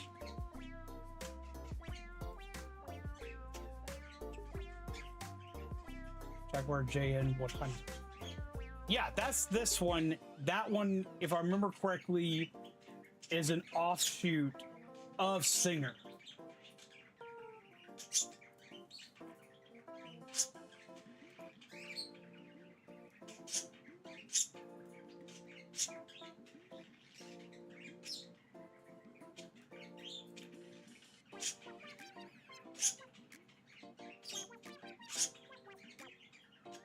Or is owned by Singer now.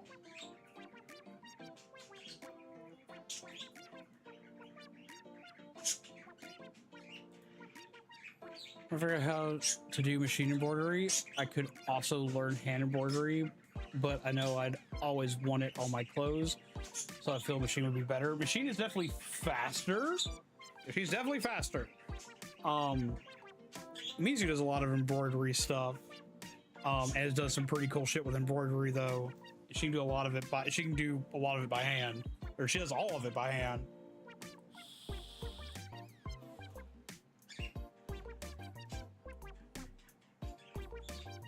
No, if I remember, and I could be wrong because Lord, it's been ages.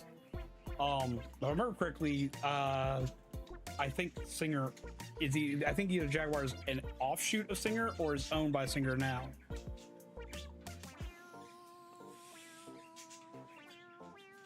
So it has a long tongue versus a short, which is just for seams.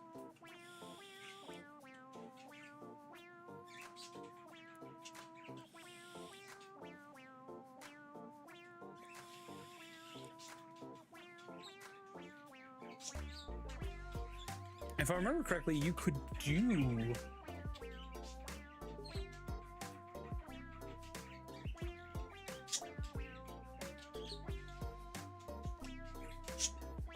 you could do that with the other one, but I could be very wrong because even though I've seen it, I've never gotten to play with one.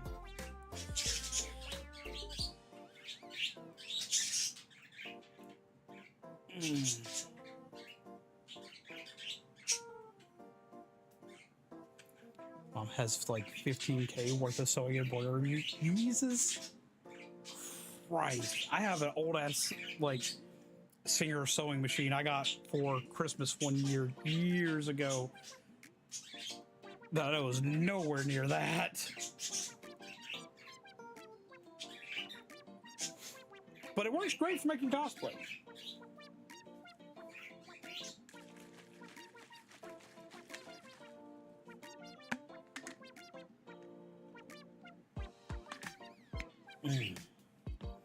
One that really trips me out is there's a Game Boy attachment, like an original Game Boy attachment, like an old school Game Boy attachment for fishing. Like, I can't remember if it's like a lure or I know what it does. I know what it's used for. It's like you attach it to the Game Boy and you attach it to your rod and you yeet the rod without yeeting the Game Boy, which it even came with like a waterproof bag. Just in case you dropped your Game Boy, but like you yeet thing, it hits water and it's like a sonar to help you detect fish. She has a couple of singers and a brother machine. One of her machines she got for 5K that's worth 10K. Jesus Christ, that hurts my feelings. That price hurts my feelings. That's, ooey. It's cool, but ooey. But yeah, they have like an old like Game Boy, like, what is that now? I have to go look that up.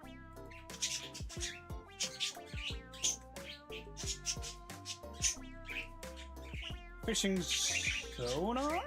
What is this?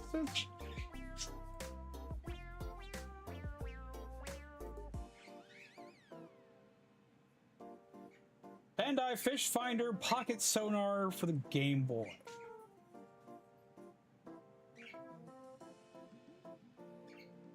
It's built for the Game Boy Pocket. It's built for the Game Boy Pocket.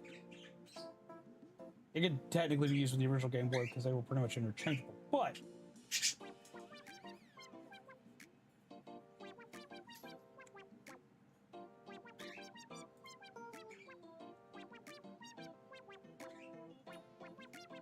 pocket sonar.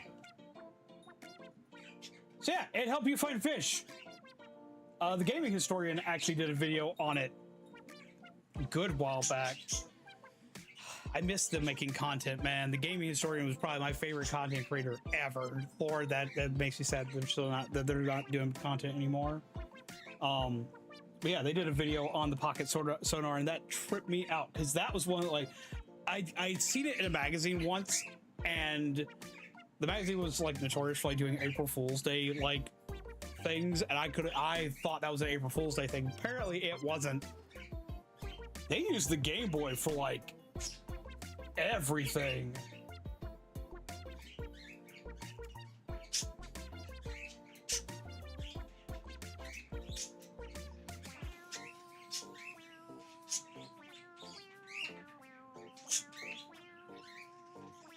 You want to know a trippy one? You want to know a really trippy one? You want to know a really trippy one? Okay, here's a really trippy one for the Game Boy. Here's a really trippy one for the Game Boy.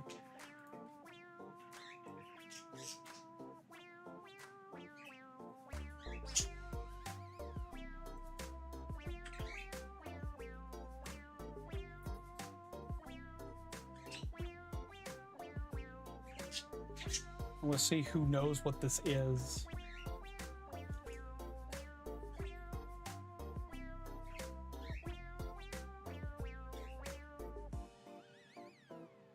I find an image that doesn't make it a very obvious tell.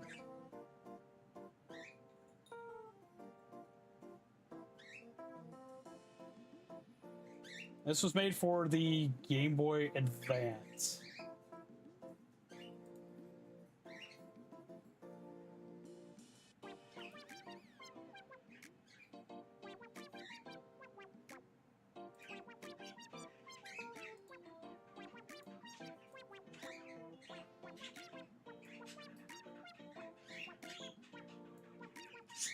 Who knows what this is? Who knows what this one is? Because this is a Game Boy Advance attachment. So like my light attachments for my GBA. I still have a couple of those like old worm lights. Does anybody know what it is?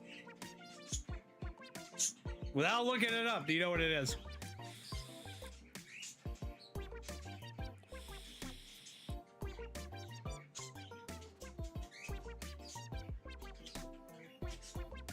Come on, someone's gotta have a guess. Guess! Come on, guess! Guess what it is.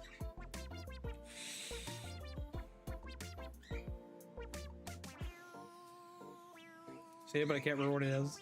Looks familiar. This one is a very interesting one. This is that timer. New. This is the Gluco Boy with a built-in Game Boy Advance game. The Gluco Boy is a glucose meter to be used for children with diabetes. It is literally used to help you track your blood sugar. Glucose, yes! The Gluco Boy!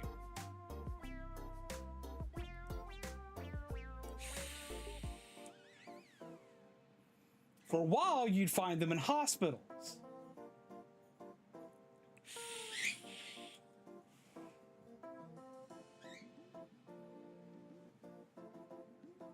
You know what? I should have known that one.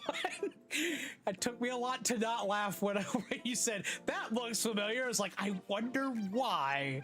Because of all the people who would know what it is, you may not have had one, but you would at least probably like have seen it somewhere. Yeah, it's a glucose meter.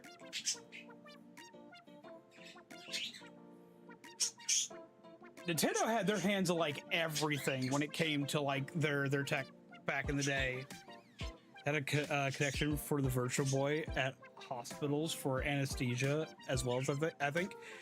I remember hearing that, but I've never seen anything concrete for that. I have heard of it, but I have not seen it. So I can't confirm or talk on that one. I know I've heard of it, but I've never seen it. Then there was the Game Boy Color.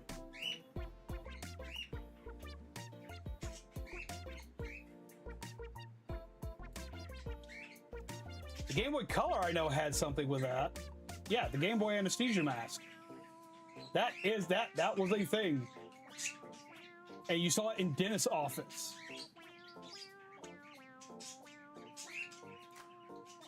That was a thing. I remember hearing there was something about the Virtual Boy, but I never saw anything to make that concrete. But the Game Boy with anesthesia, yes, that was a thing.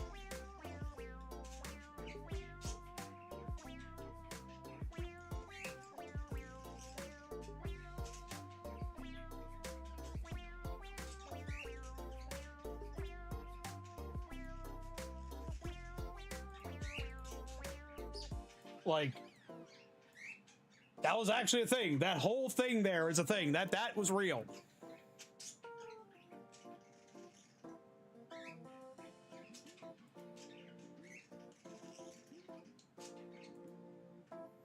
One of the Nintendo items I've seen when I was working in the same hospital was the Wii in the children's side. There was a hospital that my dad worked at that actually had for physical therapy, they had Super Nintendos that had a controller that was a what's it called? Essentially the exercise bikes. It was an exercise bike as a controller, and you use the exercise bike as a controller for like games like Mario Kart and stuff like that, and they would use that for physical therapy. The Wii had something that never came out. It was planned. Reggie actually talked about it. He showed it off. There was a thing for the Wii that was planned for a while that was essentially a heart rate monitor, like the little finger heart rate monitors that you could hook up to the Wii remote. And in a press conference, like when the Wii was coming out, Reggie talked about that. I remember that. I remember a lot of people were like, what the fuck is Nintendo doing? Because a lot of this stuff, there we go, point that way. Eep. My brain cannot work today. This stuff, a lot of this stuff people didn't know existed. So people heard the thing about the Wii because Reggie was always about making shit like very public, talk about all this shit all the time. So like, a lot of people didn't know about this. They're like, what the fuck do you mean? Heart monitor with a Wii remote.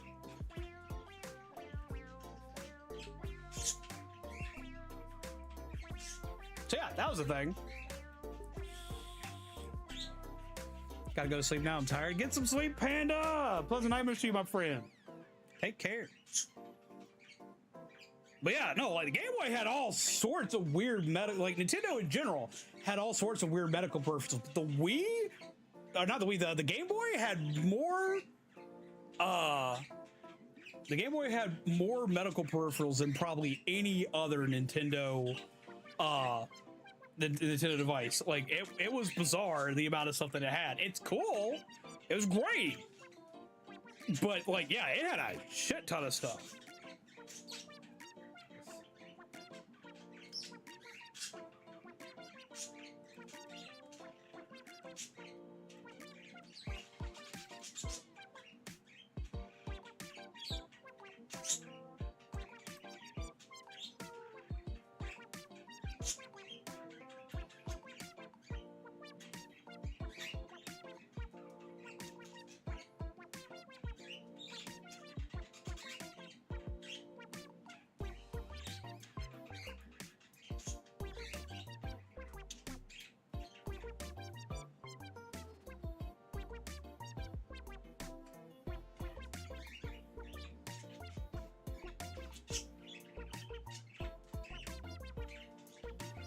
Let's see.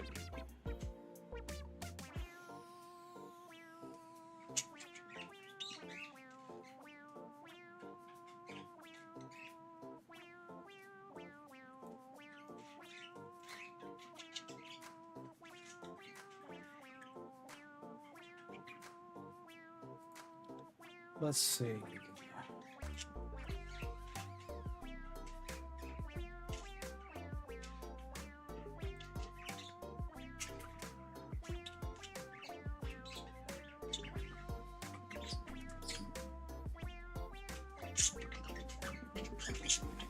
And the Game Boy in Japan, both the Game Boy and the Game Boy Advance in Japan got like all sorts of crazy stuff to attach to theirs.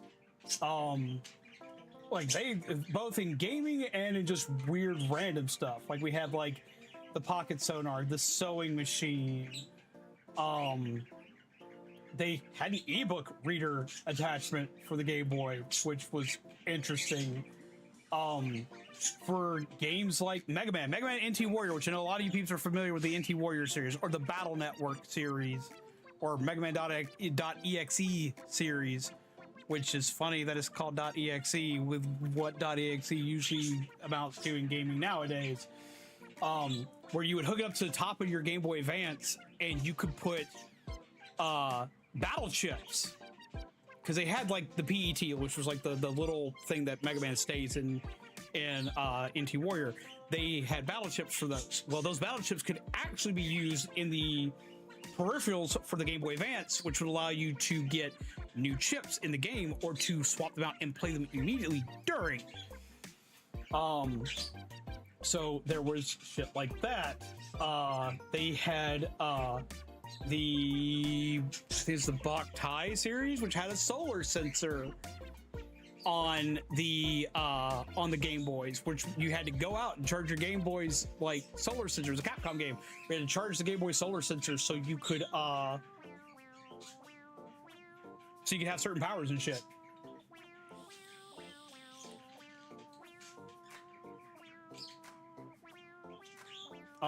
There was actually anybody who remembers Zoids, the old Zoid model kits, there was a Zoid model kit that you could build that had a special wireless sensor you put on top of the Game Boy Advance that could allow you to remote control the Zoid via your Game Boy Advance.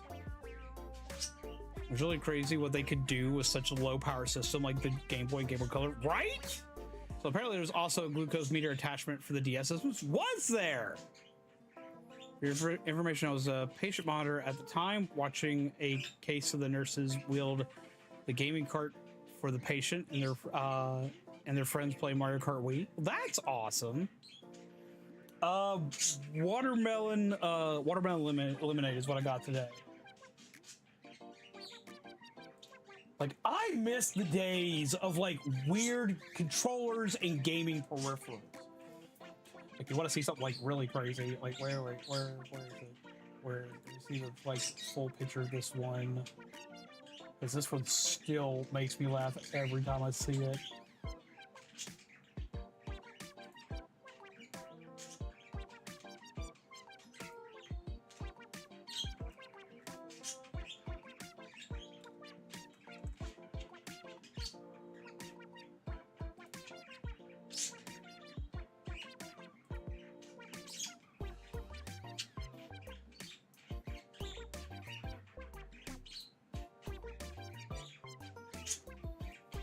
Look at this monstrosity. Now, this is for the original Game Boy. For anybody who's seen an original Game Boy and knows how big the original Game Boy is, this is going to really trip you out.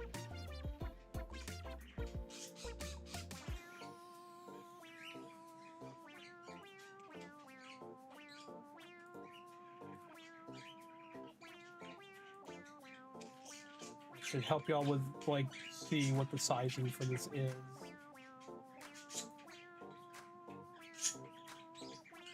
This is the Booster Boy. A whole ass battle case for your Game Boy, giving it an additional thumbstick, bigger buttons to press. Like, you put your, like, this was giving your Game Boy a mech to ride, basically. And it had speakers and,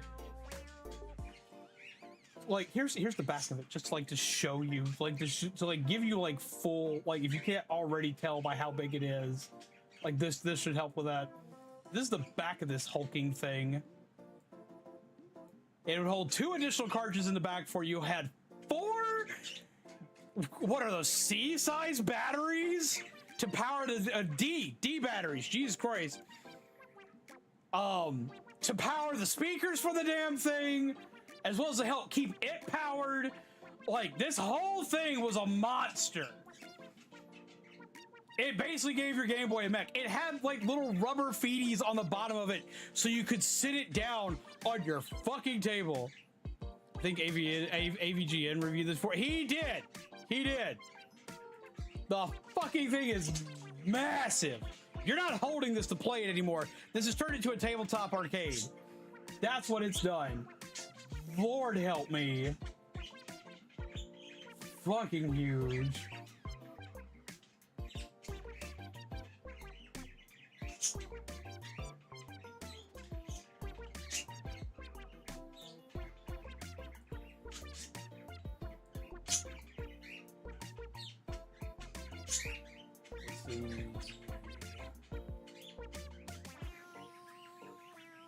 That wasn't even the craziest one of those. You got ones like this. Everything trying to turn your Game Boy to a goddamn battle station, man. Hey, look at this shit. I had one of these. I have one of these for mine. This thing was so overly fucking cumbersome.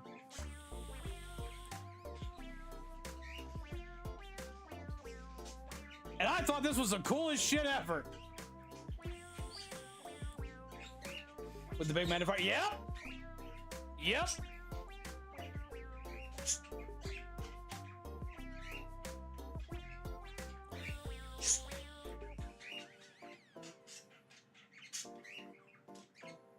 Like, Lord, this was nuts. Game Boy Color in Japan had this thing.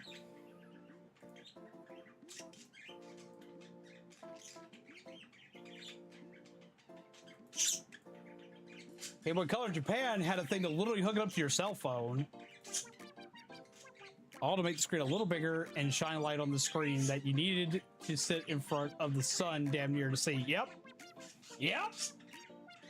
And that light didn't work for shit.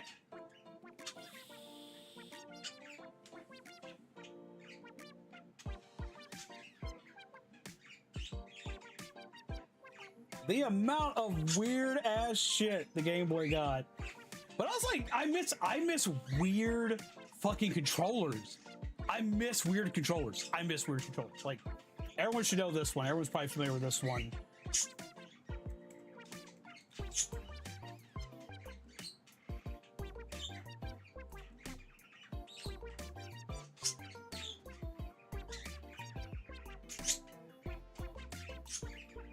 A friend of mine had this and I almost bought one. I saw it in the store and I almost bought it.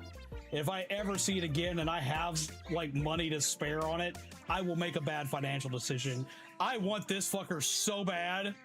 The Resident Evil 4 chainsaw controller, one of the most impractical fucking controllers ever. I want it. It even makes chainsaw noises. I want it. I need it. Like, I should show this to Panda later. Panda would completely flip shit over this. They also later made this again. They made this thing again right here, that right there. They made that again for the PlayStation 2. But it's orange. But apparently the GameCube one worked better. Oh God, just not the Bart Simpson joystick controller or the Alien joystick controller. They were so right. Oh, Splatoon playthrough on that controller win. I can't play Splatoon on that. But man, I still want one of these. I still want one of these. I would play Resident Evil with it. I would play Resident Evil from start to finish on it. I would do it. I do a playthrough with it. I want it. I want it so bad. I miss this. And it came in a full ass fucking display case and everything. The most recent weird controller I've seen. I used to have an obsession with weird controllers. I used to own a lot of weird controllers. I actually owned one of these for a little while. I wound up selling it because I wound up in a rut straight. Had to. I own one of the older ones of these. We find the actual one that I own because they've made several of these years later.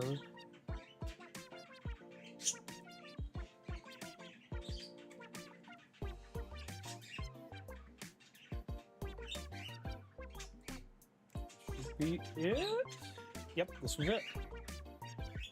I had one of these in my collection. I caught it at a convention, and I had to have it. I had to have it. I made a poor financial decision at the time, but I was like 20 something, and I was single, and I didn't really care.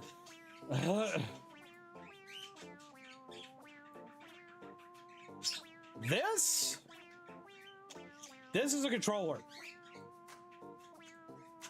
I have the PS2 one. They've remade this. They've remade this for the PS4 and for the Switch. There is a Switch version of this controller. But have you tried? Have I tried what? Have I tried playing with the chainsaw controller? I have tried playing with the chainsaw controller. I know I could not play Splatoon with it because I need motion control. I know that does not have motion control. As well as, there's no left bumper on GameCube controllers. Original GameCube controllers have ZR, ZL, and Z.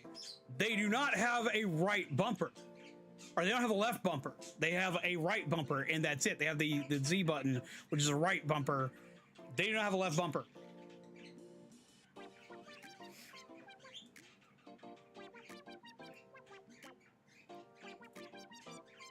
Hello, Rabbit Dude over on Twitch. So for people to see what this looks like as a controller, here is the, this one I think is the original. This should be the PS2 one. This is the one that I had. Yeah, this is one I had. This thing is not comfortable to play with. It's not. I had this purely for the novelty of having it. This is a Dragon Quest controller for PS2. They've made it again for the PS4. They made two different ones. They made one that's more shaped like a regular controller, and then they made one that's actually shaped like this again. And they also made it for the Switch recently, like in the last 4 or 5 years.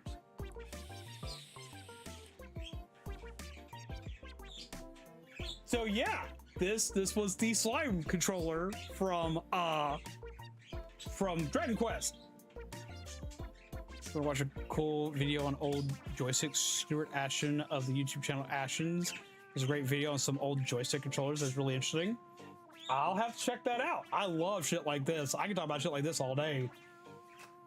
See, this is one of those things that I wish I'd done early in my channel, because one of the things I've always wanted to do is do videos talking about old tech like this.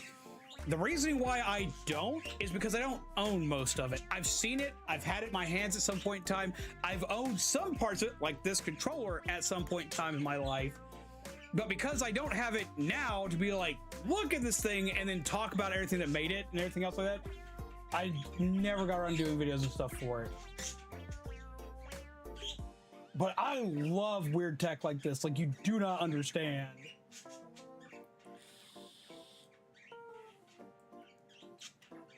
I did used to own this too. I owned this. I bought it off a coworker of mine.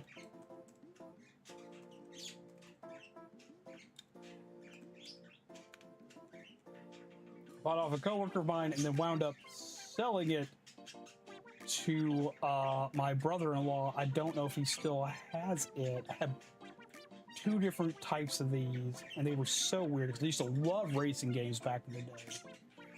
Where's the other one? That's not it.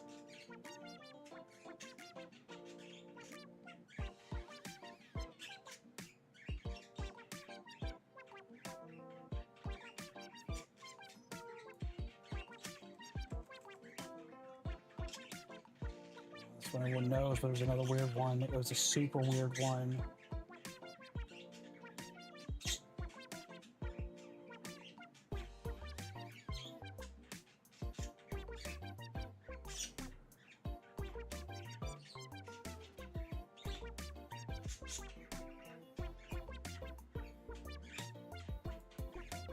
When in doubt.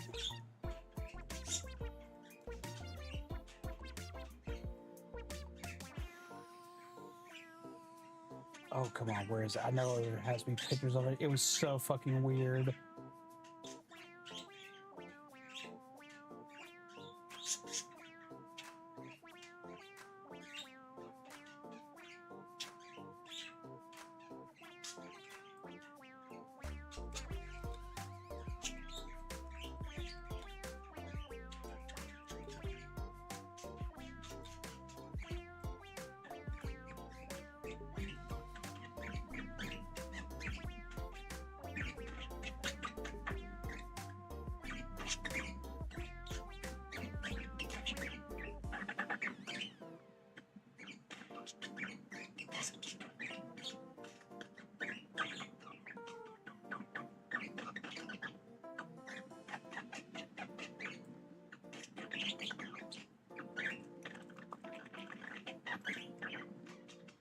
I swear I'll find it. I'll show it to you guys. It'll trip you guys out. Where is it? It was a red controller. See, two of these. So I remember getting it into GameStop, and I bought it for the sheer novelty of it when I worked there.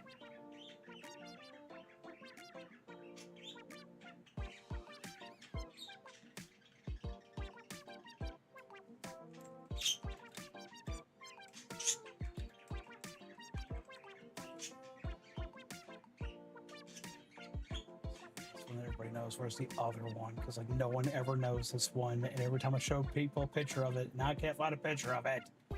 Ah.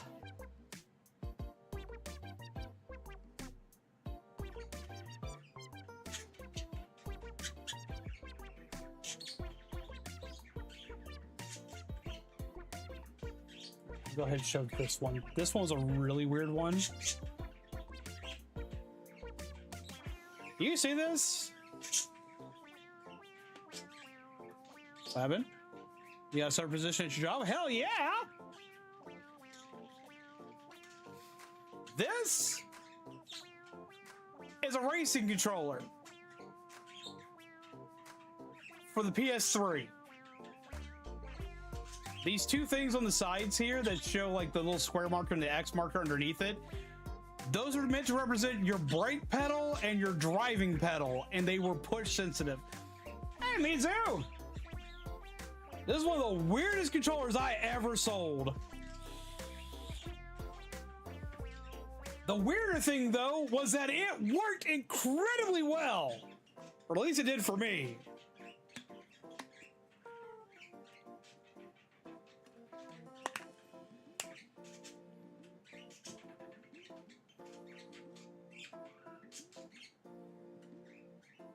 Have you read the Kamen Rider America comic? I've actually read parts of it because I saw an animatic actually pop up for it on YouTube. And I'm not gonna lie, it's pretty interesting. I first saw it and I saw Kamen, so my brain went to Kamen Rider. It's not Kamen Rider at all. It's pretty funny though. It is pretty funny though. Why do you ask? But yeah, this was like a weird controller, and I knew lots of people that swore by it, and I used it for a little while.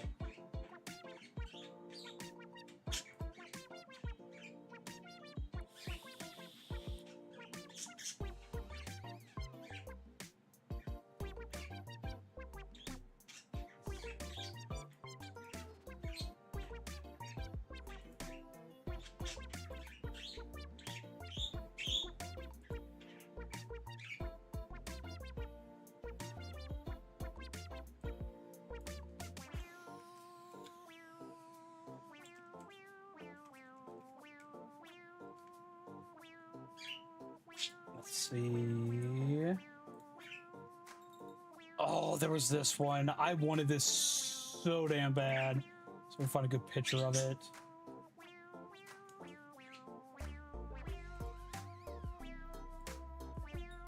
I wanted this so bad. I wanted it so bad I couldn't even fucking see straight. I was so mad when they put this on Xbox 360 and made it where you can only use the fucking Kinect for it instead of something that's freaking cool.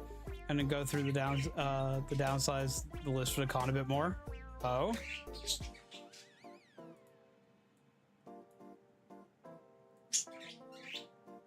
This was on the original Xbox, and this is Steel Battalion. And this thing was nuts. This game was so hard. I had someone once try to trade this in at the GameStop I worked at, and I wish I'd had money on me because we couldn't take it in. We couldn't take it in. We couldn't buy it. We couldn't do anything with it. We had to tell them, like, sorry, it's cool, but we can't do anything with it. I wound up sending him to a mom and pop shop that I knew would buy it, but what I would have done to get my hands on this, because he had all of it. He even had the box.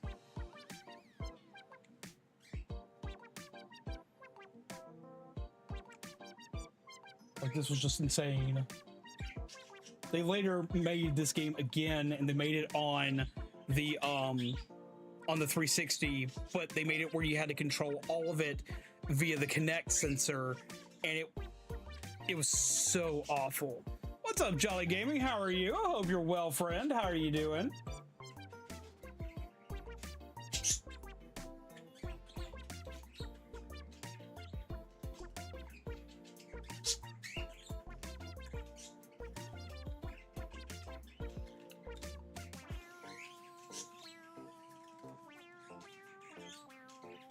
And there's this monstrosity. Oh my god, this monstrosity.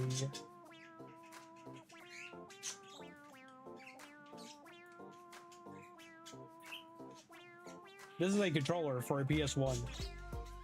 Yeah, Delta Fruits are gonna have to go, have to be a no-go this time. So the detail pieces use stitches that I'm not able to execute right now. Oh.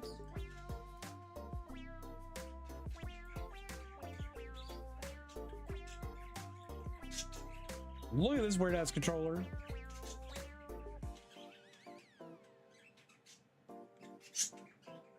He was buying it, and I want to know if it's good. You're big into Power Ranger stuff, so I was thinking you might have read it. Looks like a cool superhero Power Ranger type story.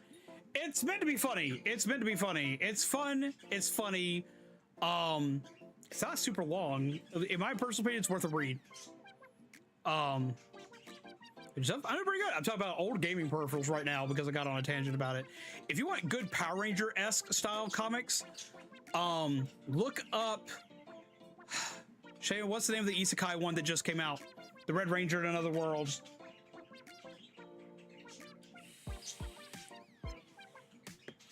Because that one's really decent. But my favorite, like, Power Ranger-esque style manga recently would actually be Go-Go Loser Ranger. It's a very dark take on Power Rangers, and it's a lot of fun. But yeah, this weird thing, that big hulking ball on top is essentially a joystick. That is why? The Ranger becomes an adventurer in another world. Yeah, that's it. That one and Go-Go Loser Ranger are probably the best, like, Power Ranger, like, spoof style comics or mangas that you'll find. I love both of them. The dub for season 2 of Go-Go Loser Ranger drops Sunday on Hulu. I need to finish catching up to the anime. I'm not usually one of those people that goes read the manga instead of watching the anime. But for Go-Go Loser Ranger, I would very heavily suggest reading the manga, because the story points in it, in my opinion, hit better in the manga. For the Red Ranger becomes an adventurer one, the manga's great, as is the anime. I love the anime for it. Now the anime is meant to be more of like a parody on things. It's meant to be funny and it gives you a perspective of people like going, what the fuck is this, for like Power Ranger powers, which is hilarious. But the only thing I dislike about it is that the very last episode that's out right now for season 1 of the anime spoils something that's coming way later in the manga. That's the only thing I don't like about it. It was like, it's like final episode of season 1 like has a big spoiler for the manga, for later in the manga, way later in the manga. And I don't know why they did that. Everything up to that point though is phenomenal. The animation, the art style, the stakes, everything is great in it. Now, the adventure one is going to be kind of more in the vein of like, Common America, in the fact that it's meant to be kind of a parody, it's meant to be funny, though be it not in the same way. And then Go-Go Loser Ranger is way more serious. It's way more serious. There are funny bits in it. It has comedic moments in it, and the comedic moments land very well, but it's a lot darker. It's meant to be a darker tone on it. It's one of those like, what if the Power Rangers aren't really the good guys kind of type comic.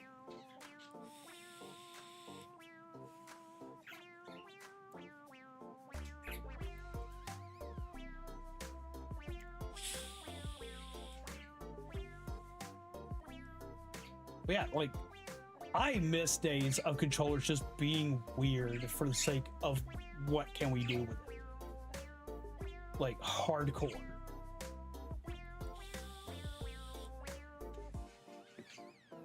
And most of the weird-ass controllers weren't even really worth buying, but man,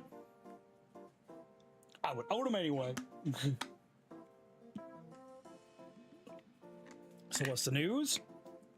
I've been going through the news of things for the channel pretty much all stream, but to give a condensed version of it, I first gave an update to everybody with things that were currently going on with things here at home and taking care of my grandmother, and things that will probably be changing soon. I went over an update to our trading card system and the soon return of the raid boss battle system that I've made those cards into. And I've been going over games that are going to be coming to the stream and how we're going to be kind of going back after I move.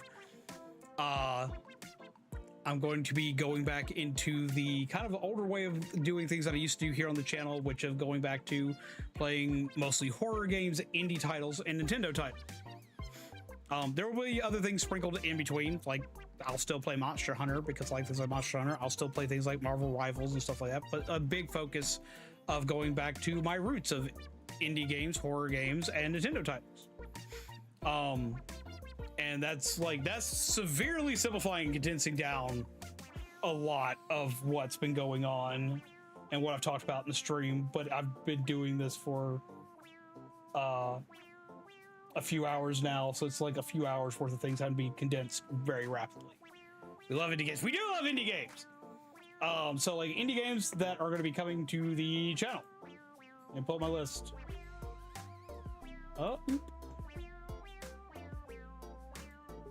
So with the indie horror games, I'm doing things both on Steam and on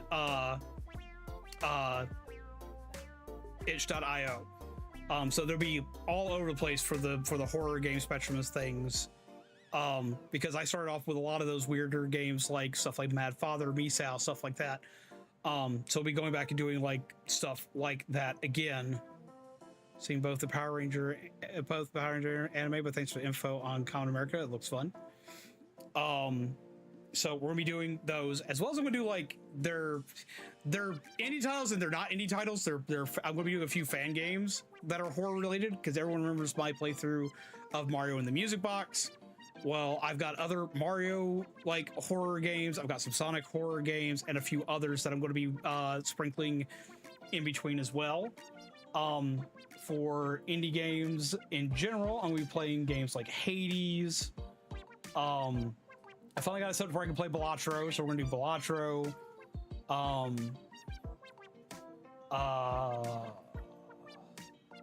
I want to go back and finally finish Cult of the Lamb because I want to finish that one. I miss finishing that one. Heartbound has gotten a lot of updates, so I'm going to go back and actually do Heartbound again. Try to play the Sonic Got Murder game. I haven't yet. I'm going to be doing eventually a month of just like Sonic games in general, both actual Sonic games and fan games, and that's one of the games I want to have like kind of my transition into doing fan games, even though that's an official game. It's too weird for me not to put it in that section to start it off with things like that. So yes, no, that's going to be a thing. But I got games like that and cat lateral damage, and stuff like that, just like stuff like that in general. Got a lot of indie horror games on the list, like the Dare series. I've got one I want to look into because it's kind of Doom-like, and I want to play Doom on the channel soon, the new Doom. So after that, I'm going to look into a game that's very reminiscent of Doom called Hyperviolent. I've got a lot more games that are in the same vein of basically being RPG Maker horror games, like Mad Father and Misao. I'm going to be doing a replay through Amori, but playing basically what's known as the Hikikomori route for that one.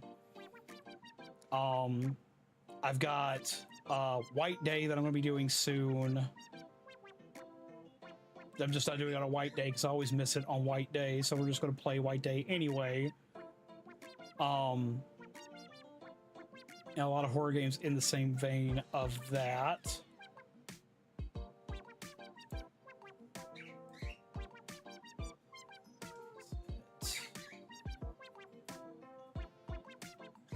I've not played Mad Father in a long time. It's a great game. Have you seen the post-trauma indie game? It's very Silent Hill. I have not. Welcome back, Rabbit Dude. But that sounds like something I definitely need to look into. Looking at games like Me-Side, because I've been seeing a lot of stuff about it. But I've got to check a couple things before I jump into that one. Or some of the content can get kind of out there. So, going to be kind of careful on that one. I'm looking into a lot of the Chilla's art games.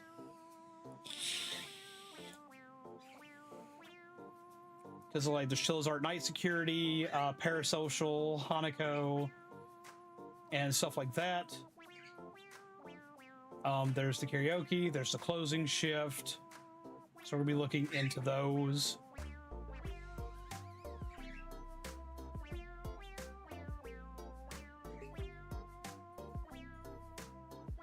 I kind of want to do all those in October. Like I want to do like a month of doing the Chilla's art games because there's so many of those and they're so phenomenal.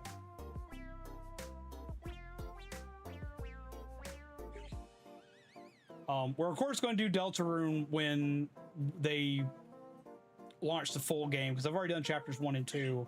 We're going to replay through chapters 1 and 2 and go through those through the entirety of that game.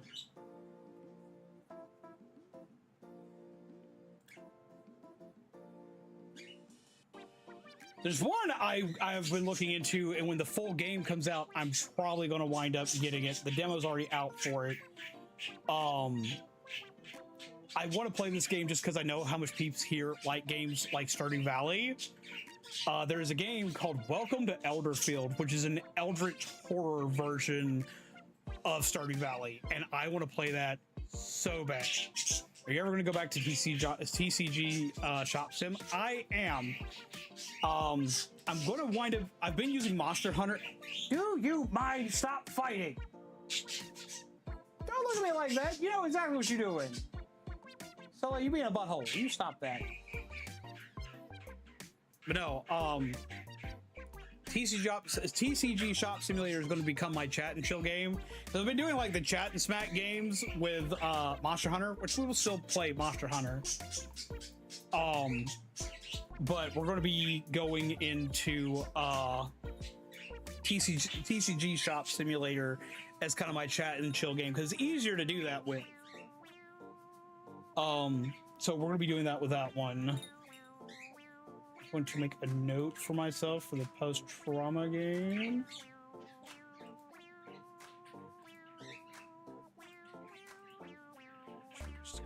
Purple, because that's my game list.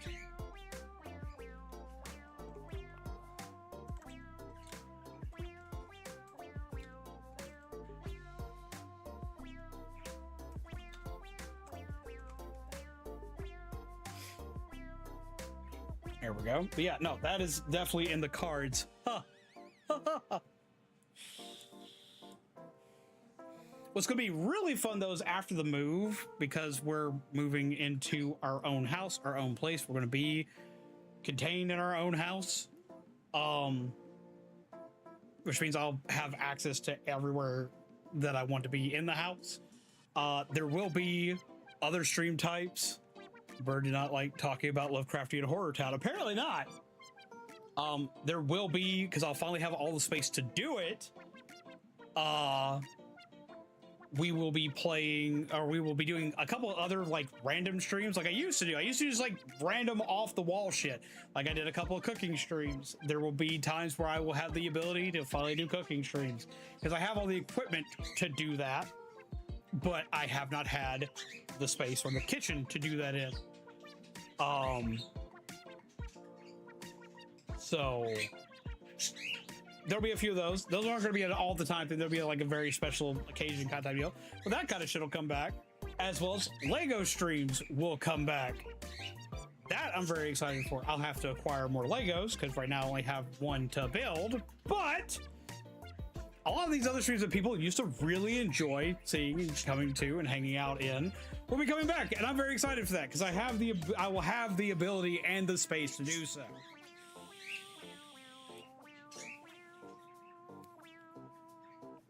Which has me really excited because I have a big ass Optimus Prime Lego that I've had here for over a year now, getting close to 2 years now, that I have not gotten a chance to build.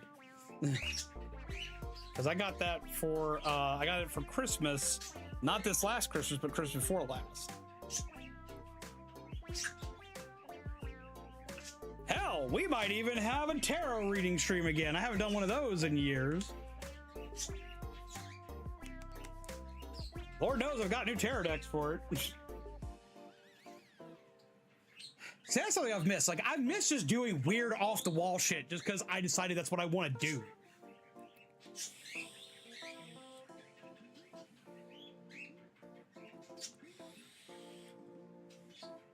What is Bug Fables?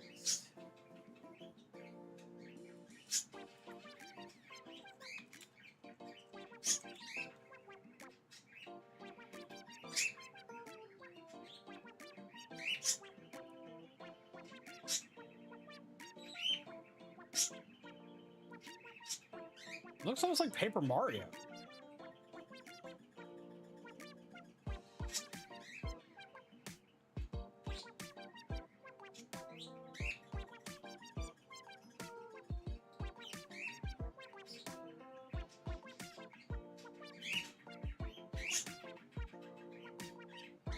It's very highly regarded, though. Holy Christ.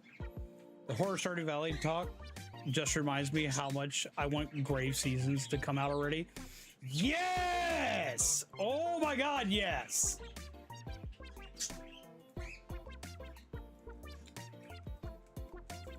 I think Alanna showed me that one.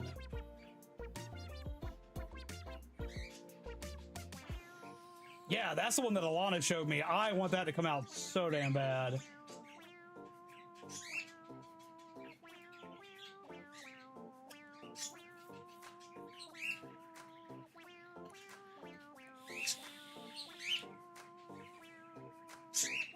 God, I want that.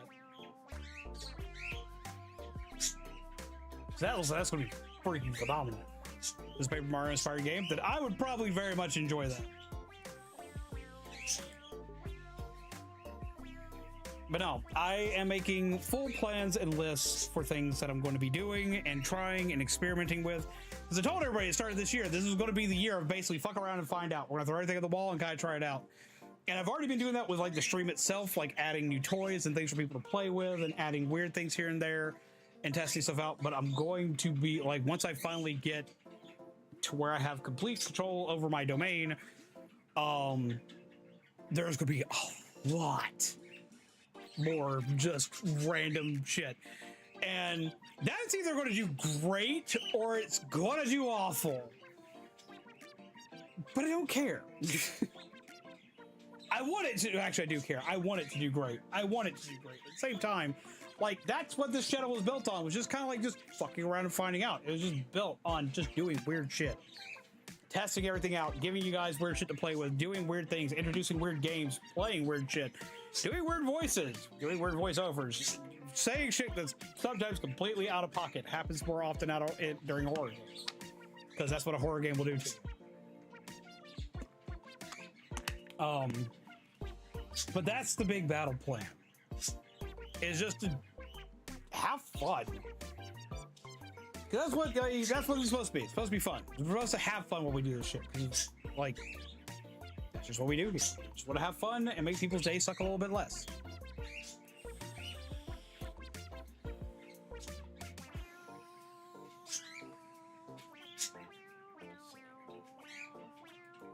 I did not, for some reason, have Brave Seasons added to my wish list, so that's been fixed. So I can get notified when it actually comes out.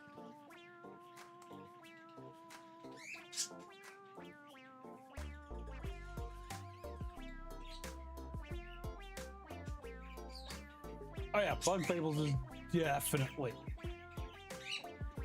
Paper Mario. Looking at his battle system here, that's definitely what that is. Jesus Christ.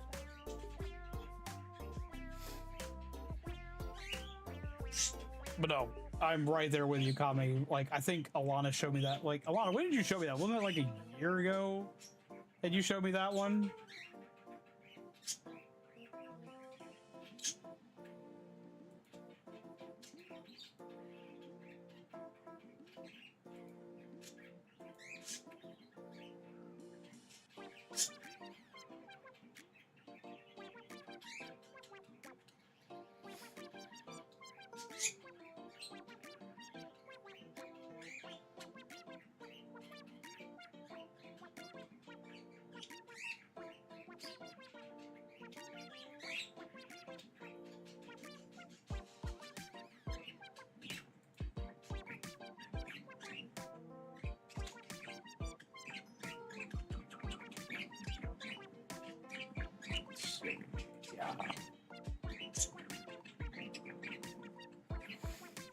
Jesus Christ, it's almost 1:30 already. Oh. Oh. All right, peeps. So I've talked about a lot of stuff here today, but now I've got to actually get to work on the stuff that I've been talking about today. So, I'm probably gonna go ahead and end for the night. But before I do, I do have a couple things a couple more things we're going to add to stuff that we need to talk about. Because of things that are currently going on with my grandmother and how I have to be able to be, I have the ability basically to drop at a moment's notice in case she needs something. For the cheetah tortoise joystick, I have not. That Lilo and Stitch is getting a live action movie. Think it will be good? Okay, so like, I've talked about the live action Lilo and Stitch on this channel like on and off for years now, because they announced that a long time ago. It's finally coming out in like a week. And I actually, from seeing the ads for it, and everything, I am hopefully optimistic. Because I was expecting like to see the first trailer for this and just immediately hate everything about it. And I actually laughed watching the damn trailer for this. So I'm hopefully optimistic. The more trailers I see for it, the more that it actually looks like it has potential to be good. I don't like the Disney live action. The only one that like was passable to me for like the remakes was Beauty and the Beast. Beauty and the Beast was all right. Didn't like any of the others. This looks like it has potential to be good. I'm hoping it's good, and I do want to go see it. I'm hoping to see it relatively close to its launch, but I don't know. I'm optimistic, but I'm also cautious. I am cautiously optimistic about that movie. Say here, Cheetah Tortoise joystick, and my brain just goes to the Cheetah Men from Action 52. Like, that's all I can think of. But yeah, no, okay, so thing I gotta talk about. We did this today because I needed to be able to bounce at a moment's notice.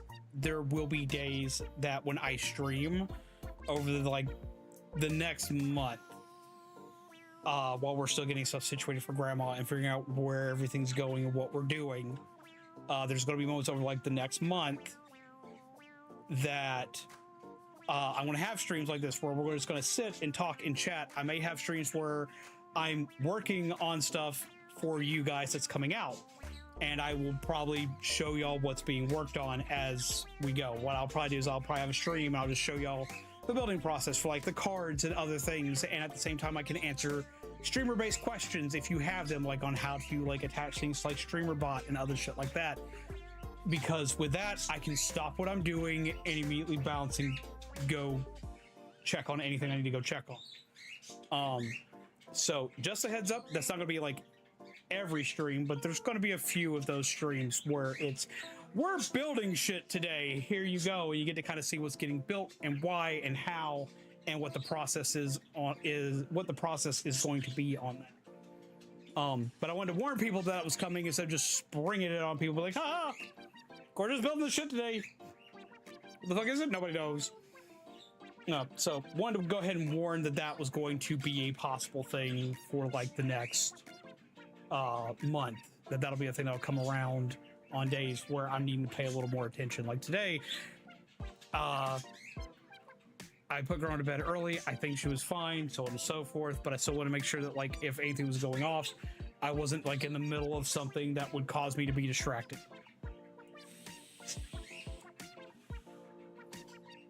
But with that, I've got some stuff I've got to work on for you guys. It's going to be coming up. We are going to be streaming tomorrow. We are, because tomorrow's Saturday, and we're going to be streaming multiplayer.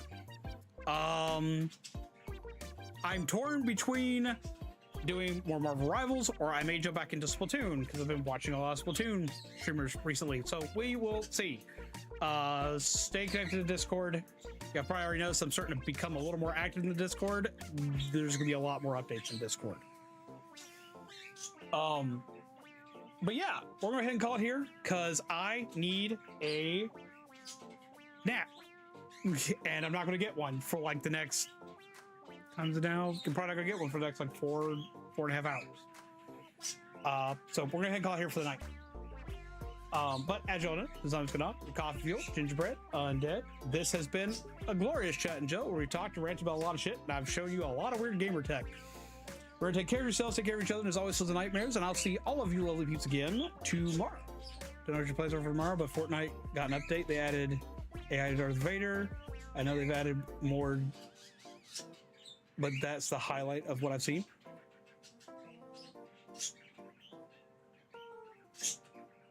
Okay, I want Star Wars stuff in Fortnite. Maybe Fortnite.